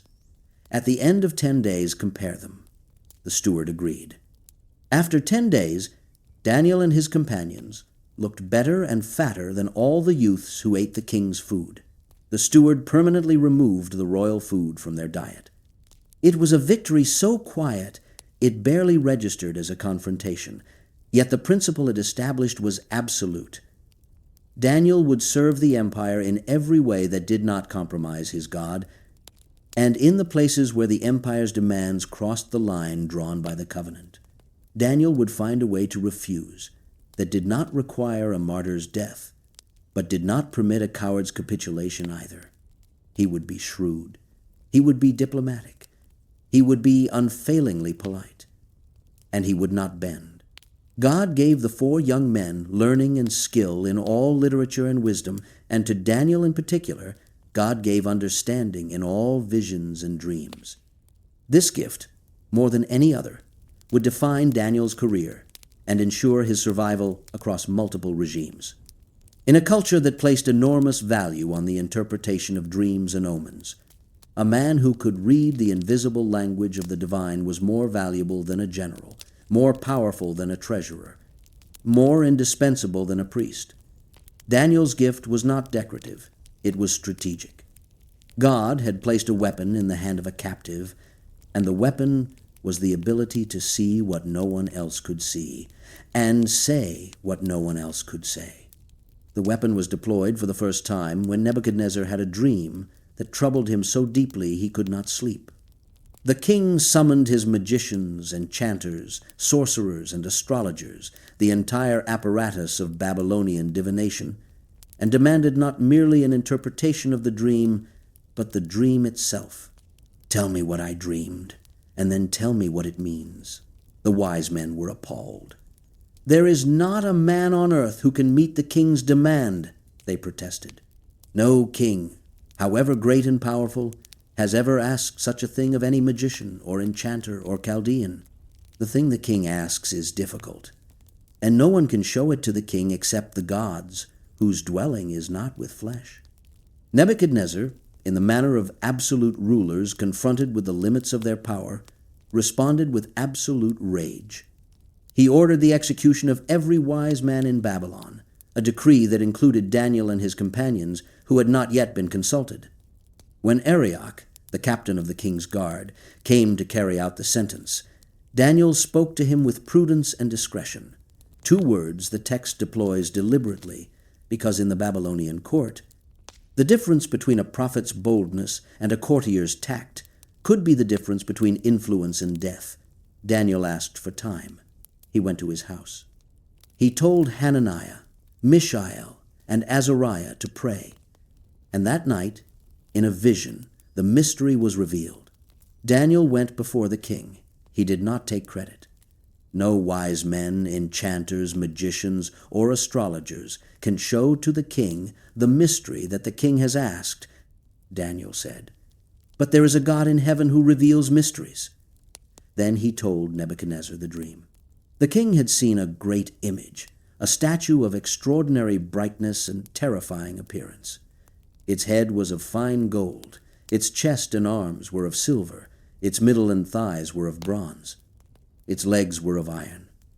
Its feet were partly iron and partly clay. As the king watched, a stone was cut from a mountain by no human hand, and struck the image on its feet of iron and clay, and broke them to pieces. Then the iron, the clay, the bronze, the silver, and the gold all broke in pieces together, and became like chaff on the summer threshing floors. And the wind carried them away, so that not a trace of them could be found. But the stone that struck the image became a great mountain and filled the whole earth. The interpretation followed. The head of gold was Nebuchadnezzar himself, the King of Kings, to whom the God of heaven had given the kingdom, the power, the might, and the glory. After him would arise another kingdom, inferior to his, represented by the silver chest. Then a third kingdom, of bronze, which would rule over all the earth. Then a fourth kingdom, strong as iron, which would break and crush all things, but divided against itself, partly strong and partly brittle, mingled with common clay. And in the days of those final fractured kingdoms, the God of heaven would set up a kingdom that would never be destroyed, never be left to another people, but would break in pieces all these kingdoms and bring them to an end, and it would stand forever. The stone not cut by human hands was the kingdom of God, and it would outlast every empire, every statue, every human structure of power that had ever been erected or ever would be. Nebuchadnezzar fell on his face. He offered incense to Daniel. He declared that Daniel's God was God of gods and Lord of kings, and a revealer of mysteries. He promoted Daniel to ruler over the whole province of Babylon and chief prefect over all the wise men. Daniel, in turn, requested positions for his 3 friends, and the king granted them. The captive boys from Jerusalem were now among the most powerful men in the empire. The irony was layered and deliberate. The same empire that had carried them off as trophies of conquest now bowed to the god whose temple it had plundered, because a young man who refused to eat the king's meat could read the king's dreams. But the empire's reverence for Daniel's God was shallow and short-lived, as reverence born of astonishment always is. Nebuchadnezzar, having been told that he was the head of gold, drew from the dream exactly the wrong conclusion. Instead of humility before the God who had given him his power, he felt confirmation of his own magnificence. He built an image of gold, 60 cubits high and 6 cubits wide, and set it up on the plain of Dura, and he summoned every official in the empire to attend its dedication. The decree was simple. When the music plays, everyone bows. The herald's voice rang across the plain, listing the instruments with a specificity that borders on comic. The sound of the horn, pipe, lyre, trigon, harp, bagpipe, and every kind of music. When you hear them, fall down and worship the golden image. Whoever does not fall down and worship shall immediately be cast into a burning fiery furnace. The music played. The empire bowed. 3 men remained standing. Shadrach, Meshach, and Abednego did not kneel. The text does not mention Daniel's whereabouts during this episode, an absence that has generated centuries of speculation. Perhaps he was away on government business. Perhaps his rank exempted him from the ceremony. Perhaps the story simply focuses where the crisis falls, and the crisis fell on 3 young men standing upright in a sea of prostrate bodies, visible to everyone, impossible to ignore, an act of defiance so public and so unmistakable that the entire plain of Dura could see the silhouettes of 3 vertical figures against the flat horizon of Babylonian obedience. Certain Chaldeans, the text says with measured understatement, came forward and maliciously accused the Jews. The accusation was accurate. The 3 men had refused to bow. They had refused to worship. They were standing when everyone else was kneeling, and in an empire built on uniformity, standing was sedition. Nebuchadnezzar was furious. He summoned the 3 and gave them one more chance. Perhaps you did not hear the music clearly. Perhaps the moment passed too quickly. I will play the music again. When you hear it, fall down and worship. And if you do not worship, you shall immediately be cast into a burning fiery furnace. Then the king added, with the casual blasphemy of a man who believed his own propaganda, "And who is the God who will deliver you out of my hands?" Their answer is one of the finest speeches in the Hebrew Scriptures, and its power lies not in its eloquence, but in its structure. O Nebuchadnezzar, we have no need to answer you in this matter. If this be so, our God whom we serve is able to deliver us from the burning fiery furnace, and he will deliver us out of your hand, O king. But if not, be it known to you, O king, that we will not serve your gods or worship the golden image that you have set up. 3 sentences. The first dismissed the need for deliberation. They did not need to think about it. The second affirmed God's power. He is able. He will deliver. The third demolished every escape route that the second might have offered. But if not, 3 words that transformed the speech from an expression of confidence into an expression of something far more dangerous.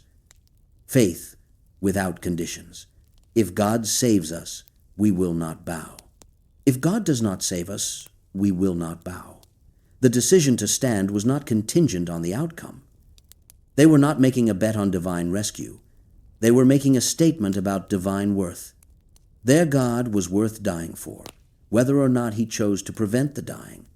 Nebuchadnezzar's face, the text says, was changed. The expression of his fury was altered. He ordered the furnace heated 7 times hotter than usual, a detail that is mathematically absurd and emotionally precise. The command of a man so enraged that ordinary incineration was insufficient, and only sevenfold incineration would satisfy his pride. The 3 men were bound in their cloaks, their tunics, their hats, and their other garments, and they were thrown into the furnace. The fire was so hot that the soldiers who carried them to the mouth of the furnace were killed by the heat before they could step back. Then Nebuchadnezzar leaped to his feet. "Did we not cast 3 men bound into the fire?" he asked his counselors. His voice suddenly thin with something that was not anger, but something closer to terror. "True, O king," they replied. "But I see 4 men unbound, walking in the midst of the fire, and they are not hurt, and the appearance of the 4th is like a son of the gods." The 4th figure in the furnace has been identified by various traditions as an angel, as a pre-incarnate appearance of the divine, as the angel of the Lord, as the presence of God himself stepping into the fire to walk alongside those who had been willing to die rather than kneel. The text does not name him. It describes him and leaves the identification to the reader, the way a witness might describe a face without being able to place it, knowing only that the face was not quite human, not quite mortal, not quite of this world. The fire that killed the soldiers at the door could not touch the men inside it. The ropes that bound them burned away, but their clothes did not. They walked in the furnace as one walks in a garden, freely, unhurried, in the company of a figure who made even a furnace heated 7 times over feel, apparently like a place where one might take a stroll. Nebuchadnezzar approached the door of the furnace and called them out. "Shadrach, Meshach, and Abednego, servants of the Most High God, come out and come here." He used their Babylonian names because those were the only names he knew, but he used the Israelite title for their God, Most High, because the God who had just walked through his furnace had earned it. The 3 men walked out. The satraps, the prefects, the governors, and the king's counselors gathered around them and saw that the fire had not had any power over their bodies. The hair of their heads was not singed. Their cloaks were not harmed, and the smell of fire had not come upon them. They did not even smell like smoke. The furnace had touched them so lightly that it had not left so much as a scent. Nebuchadnezzar issued a decree. Anyone who spoke against the God of Shadrach, Meshach, and Abednego would be torn limb from limb and their houses laid in ruins.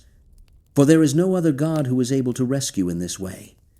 The king's theology was crude and transactional, the kind of faith that worships whoever performs the most impressive miracle. But the decree protected the Jews in Babylon, and the 3 men were promoted, and the furnace cooled, and the golden image on the plain of Dura stood where it had been erected, ignored by 3 men who had been willing to burn rather than worship it. Nebuchadnezzar himself was not finished with the God of Daniel. He had another dream, a dream of a great tree that reached to heaven, whose leaves were beautiful and whose fruit was abundant, in which the birds of the air lived and the beasts of the field found shade.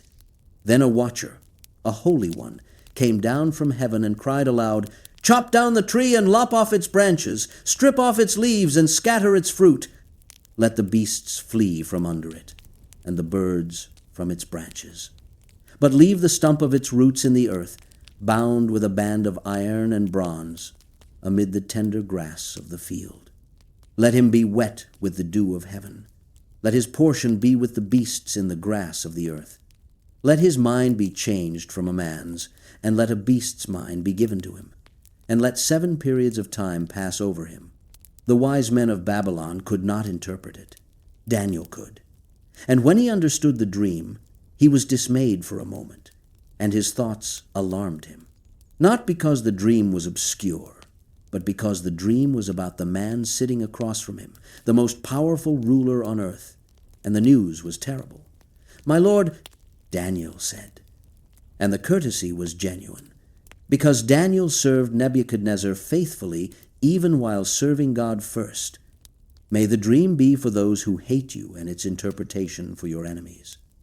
The tree was Nebuchadnezzar. the greatness, the height, the shade, the fruit, the birds and beasts finding shelter in his branches, all of it was the king's empire, and the chopping down was the king's future. He would be driven from among men. His mind would be taken from him. He would live with the beasts of the field, and eat grass like an ox, and be wet with the dew of heaven, until 7 periods of time passed over him, until he learned that the Most High rules the kingdom of men and gives it to whom he will. Daniel counseled repentance. Break off your sins by practicing righteousness, and your iniquities by showing mercy to the oppressed, that there may perhaps be a lengthening of your prosperity. Perhaps. The word dangled in the air between the prophet and the king, a slender thread of hope, a possibility contingent entirely on whether the head of gold could bring itself to bend. 12 months later, Nebuchadnezzar was walking on the roof of his palace, surveying the city he had built, and the old pride swelled in him like a wave. "Is not this great Babylon," he said, "which I have built by my mighty power as a royal residence and for the glory of my majesty?" While the words were still in his mouth, a voice fell from heaven. "O King Nebuchadnezzar, to you it is spoken. The kingdom has departed from you." Immediately the madness took him. He was driven from among men. He ate grass like an ox. His body was wet with the dew of heaven till his hair grew as long as eagle's feathers, and his nails were like birds' claws. The most powerful man in the world became, overnight, a wild animal living in the open air, his mind gone, his empire continuing without him, his courtiers presumably telling foreign ambassadors that the king was indisposed. At the end of the appointed time, Nebuchadnezzar lifted his eyes to heaven, and his reason returned. "I blessed the Most High," he said, "and praised and honored him who lives forever. For his dominion is an everlasting dominion, and his kingdom endures from generation to generation." The tree stump had sprouted. The bands of iron and bronze had fallen away. The king's majesty and splendor were restored, and his counselors and lords sought him out, and he was established in his kingdom, and still more greatness was added to him. The chapter closes with the king's own testimony. "Now I, Nebuchadnezzar, praise and extol and honor the King of heaven, for all his works are right and his ways are just, and those who walk in pride he is able to humble." Nebuchadnezzar died. Empires do not mourn long. The throne passed through a series of hands until it reached Belshazzar, who may have been Nebuchadnezzar's grandson or may have been no blood relation at all, but who held the authority of the Babylonian kingship on the night that the authority ceased to matter. Belshazzar threw a feast, a great feast for 1,000 of his lords, and as the wine flowed, the king ordered that the gold and silver vessels taken from the temple in Jerusalem be brought out so that his guests could drink from them. The vessels that had stood in the house of God, the cups and bowls that had been used for sacred offerings in the temple that Solomon built and Nebuchadnezzar destroyed, were now party favors, passed around a banquet hall so that drunk men could toast their own gods from the tableware of a conquered deity. They drank the wine and praised the gods of gold and silver, bronze, iron, wood, and stone. Immediately, the fingers of a human hand appeared and wrote on the plaster of the wall of the king's palace, opposite the lampstand, and the king saw the hand as it wrote. The color drained from Belshazzar's face. His limbs went weak, his knees knocked together. He screamed for his wise men. "Whoever reads this writing and shows me its interpretation shall be clothed with purple and have a chain of gold around his neck, and shall be the third ruler in the kingdom." The wise men came, studied the wall, and could not read the writing. The queen mother, hearing the commotion, entered the banquet hall and reminded the shaking king that a man named Daniel, whom Nebuchadnezzar had appointed chief of the wise men, still lived in Babylon. "There is a man in your kingdom in whom is the spirit of the holy gods," she said. "In the days of your predecessor, light and understanding and wisdom, like the wisdom of the gods, were found in him." Daniel was summoned. He was old now, decades older than the boy who had refused the royal food. He had served through the entire reign of Nebuchadnezzar and into the reigns that followed. He had outlasted purges, palace intrigues, changes of dynasty. He stood before Belshazzar and refused the rewards before reading a single word. "Let your gifts be for yourself, and give your rewards to another," Daniel said. "Nevertheless, I will read the writing to the king and make known to him the interpretation." But first, Daniel gave Belshazzar a history lesson, and the lesson was not kind. He told the king about Nebuchadnezzar's greatness, and Nebuchadnezzar's madness, and Nebuchadnezzar's eventual submission to the Most High God. "And you, his successor, Belshazzar, have not humbled your heart, though you knew all this, but you have lifted up yourself against the Lord of heaven.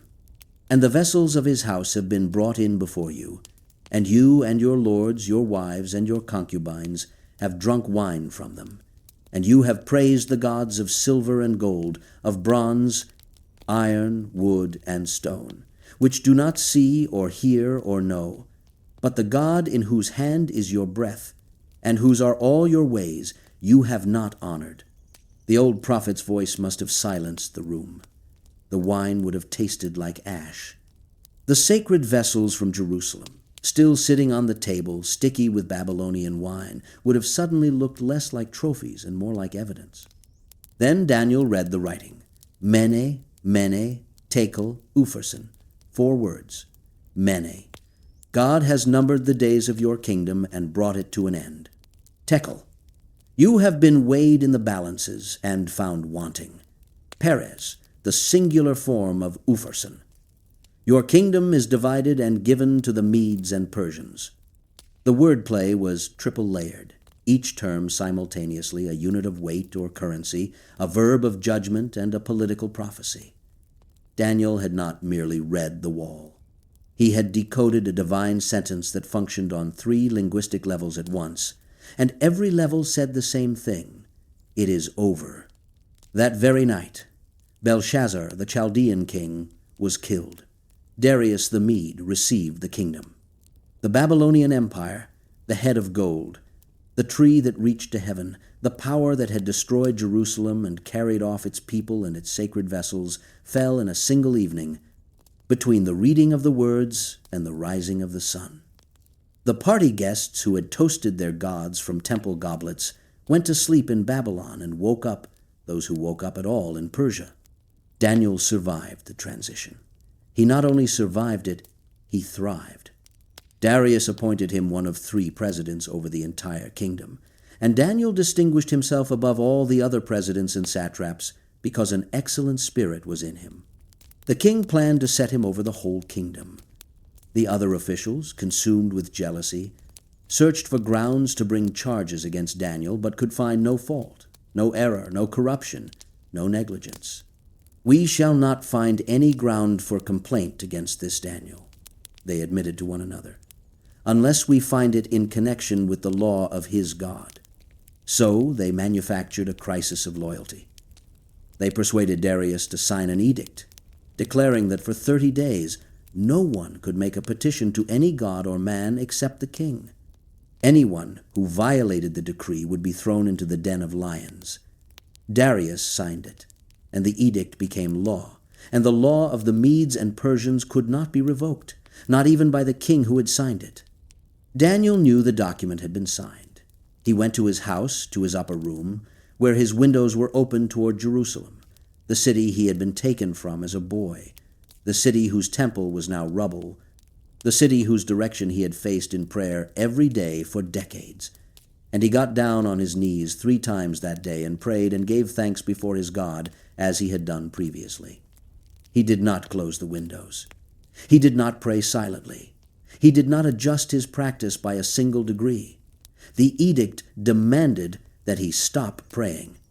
Daniel's response was to pray with his windows open, in full view of anyone who cared to watch, not because he was courting martyrdom, but because closing the windows would have been a concession to the idea that the king's authority extended into the space between a man and his God, and Daniel had spent his entire life demonstrating with unfailing courtesy and inflexible conviction that it did not. The conspirators found him praying. They reported him to Darius, and Darius, who liked Daniel, who had planned to promote Daniel above every other official in the empire, was distressed. He spent the entire day trying to find a legal loophole, some way to rescue Daniel without violating his own edict. The conspirators pressed him. Know, O king, that it is a law of the Medes and Persians that no edict or statute that the king establishes can be changed. Darius was trapped by his own signature. The king gave the order. Daniel was brought and cast into the den of lions. Darius spoke to him as they lowered him in. And what the king said was remarkable. May your God, whom you serve continually, deliver you. The pagan king, the ruler of the empire that had swallowed Babylon whole, expressed more faith in Daniel's God than many of the Israelites in their own history had ever managed. Then a stone was laid over the mouth of the den, and the king sealed it with his own signet and the signets of his lords, so that nothing concerning Daniel could be changed. Darius went back to his palace. He ate no food. He allowed no entertainment. He could not sleep. He lay awake in the dark, listening to whatever sounds the night carried from the direction of the lion pit, waiting for dawn the way a man awaits a verdict. At the first light, the king rose and went in haste to the den. He cried out, and his voice was anguished, O Daniel, servant of the living God, has your God, whom you serve continually, been able to deliver you from the lions? The silence that followed must have been the longest moment of Darius's life. Then Daniel answered, O king, live forever. My God sent his angel and shut the lions' mouths, and they have not harmed me, because I was found blameless before him. And also before you, O king, I have done no harm. Darius was exceedingly glad.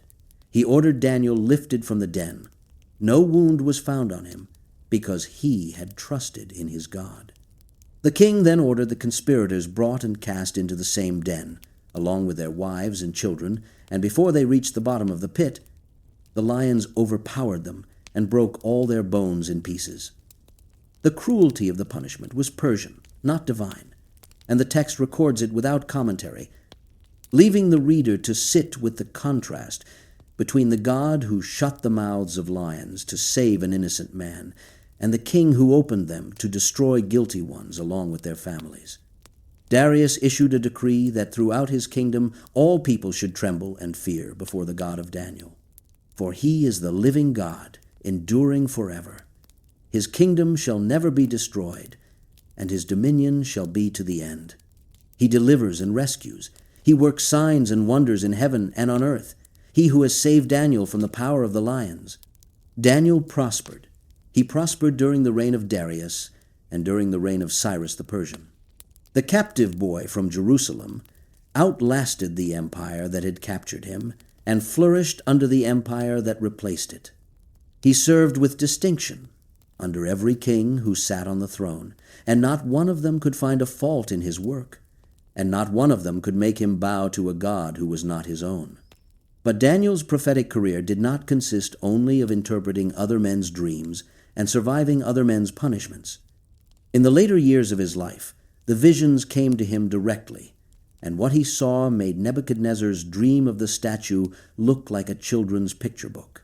In the first year of Belshazzar's reign, before the feast and the wall and the fingers, Daniel had a dream. He saw the four winds of heaven stirring up the great sea, and out of the sea came four beasts, each different from the others. The first was like a lion with eagle's wings. As Daniel watched, its wings were plucked off, and it was lifted up from the ground and made to stand on 2 feet like a man, and the mind of a man was given to it.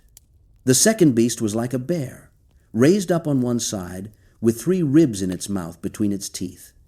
A voice said, "Arise, devour much flesh." The third was like a leopard, with 4 wings of a bird on its back and 4 heads, and dominion was given to it. The fourth beast was different from all the others, terrifying, dreadful, exceedingly strong, with great iron teeth. It devoured and broke in pieces and stamped what was left with its feet. It had 10 horns, and as Daniel watched, another horn, a little one, came up among them, and 3 of the first horns were plucked up by the roots. This little horn had eyes like the eyes of a man and a mouth, speaking great things. The beasts were empires. The progression from lion to bear to leopard to the nameless iron terror traced the same arc as the statue in Nebuchadnezzar's dream. From gold to silver to bronze to iron, the same succession of world powers.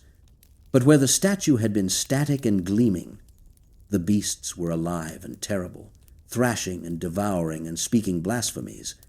The little horn with human eyes and a boasting mouth has been identified by centuries of interpreters as every tyrant from Antiochus Epiphanes to the Pope of Rome to figures not yet born, and Daniel himself did not name it. He simply described it, and the description was frightening enough to sustain 25 centuries of speculation without resolution. Then the scene shifted. Thrones were placed. The Ancient of Days took his seat. His clothing was white as snow. The hair of his head was like pure wool. His throne was fiery flames, and its wheels were burning fire. A stream of fire issued and came out from before him. 1,000,000 served him, and 10,000 times 10,000 stood before him. The court sat in judgment, and the books were opened. The little horn was still speaking its great words when the beast was killed and its body destroyed and given over to be burned with fire. The other beasts had their dominion taken away, but their lives were prolonged for a season and a time. And then, in the night visions, Daniel saw one like a son of man coming with the clouds of heaven. He came to the Ancient of Days and was presented before him. And to him was given dominion and glory and a kingdom, that all peoples, nations, and languages should serve him. His dominion was an everlasting dominion, which shall not pass away, and his kingdom one that shall not be destroyed. The title, Son of Man, would be picked up centuries later by a carpenter from Nazareth who used it as his preferred self-description, a choice that would have sent a shiver through every listener who knew Daniel's vision. The figure in the clouds was not merely a king.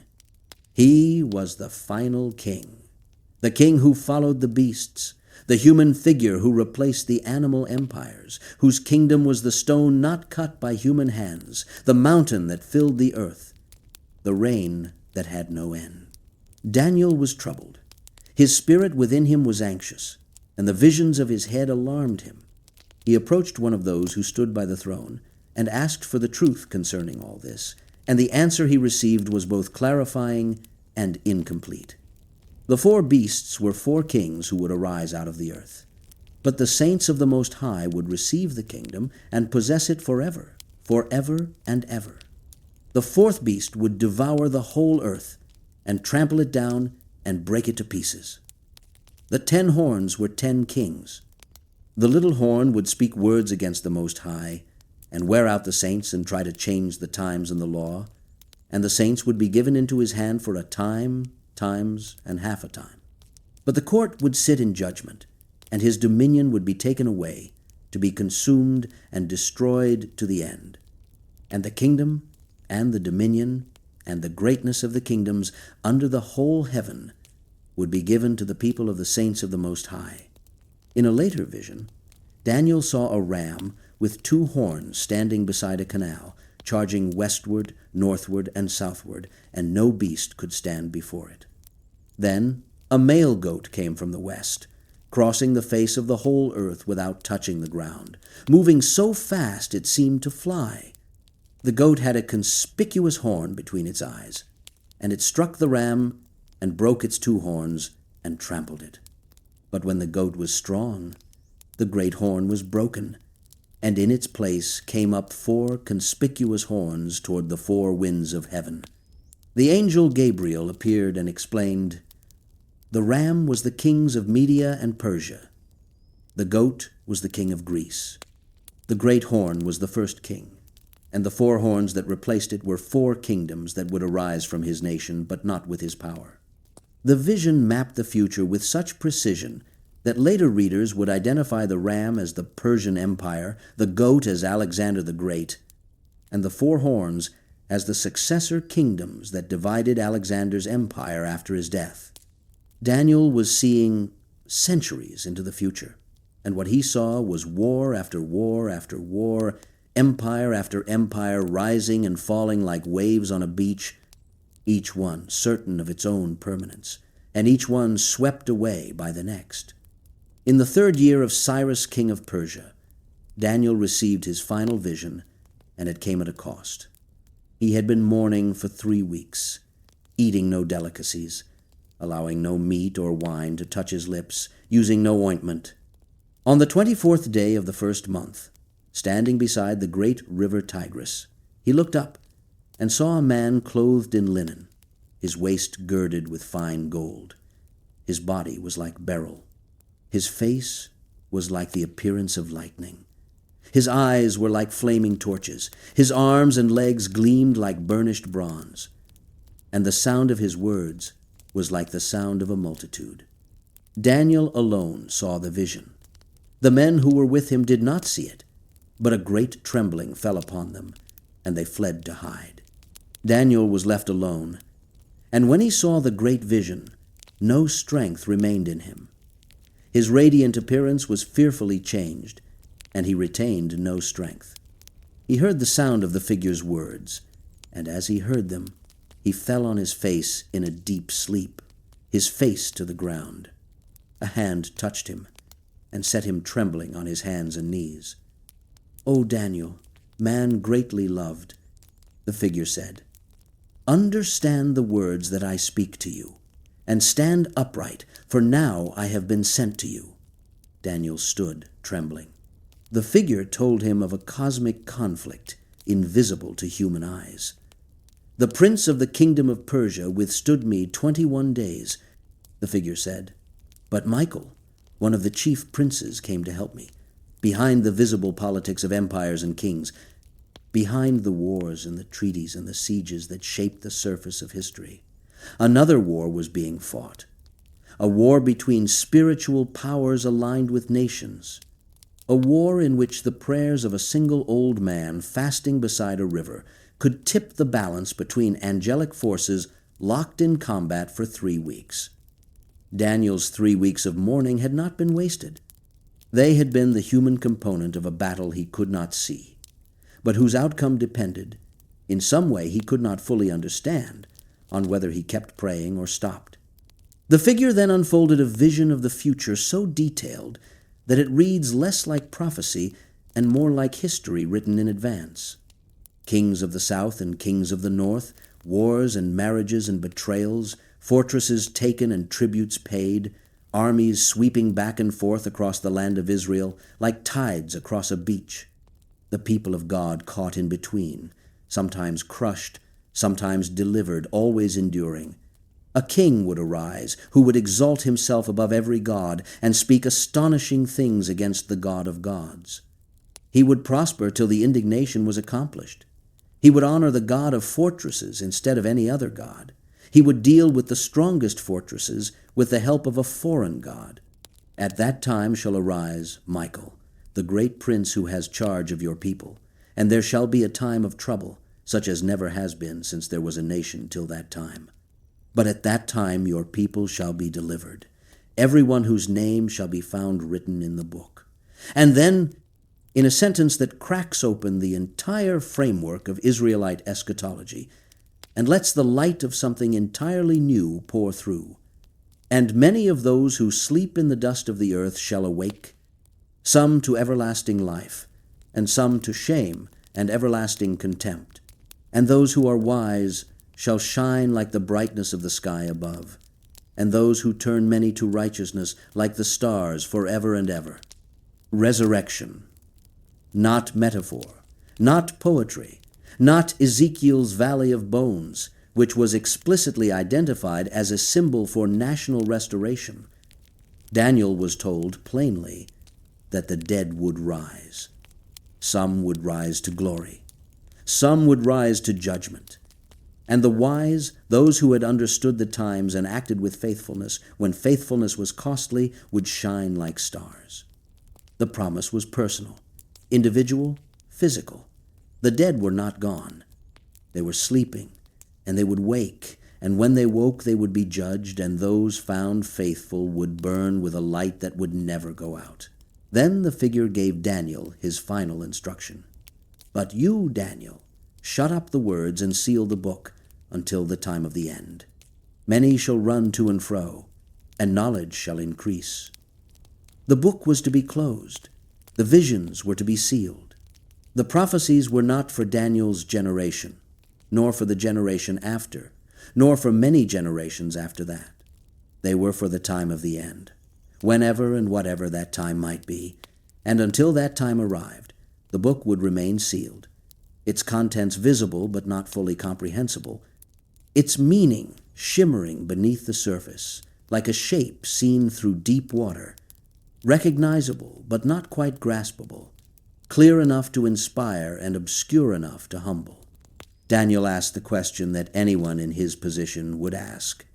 "O my Lord, what shall be the outcome of these things?" The answer was a gentle refusal. "Go your way, Daniel, for the words are shut up and sealed until the time of the end.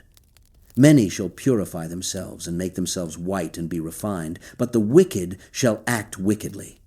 And none of the wicked shall understand, but those who are wise shall understand." Then the final words spoken to any of the four great prophets. "But go your way till the end, and you shall rest and shall stand in your allotted place at the end of the days." Go your way. Rest.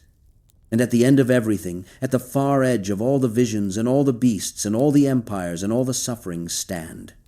Stand in the place that has been prepared for you since before you were taken from Jerusalem as a boy, since before the temple was burned and the vessels were stolen and the lions were hungry and the furnace was hot.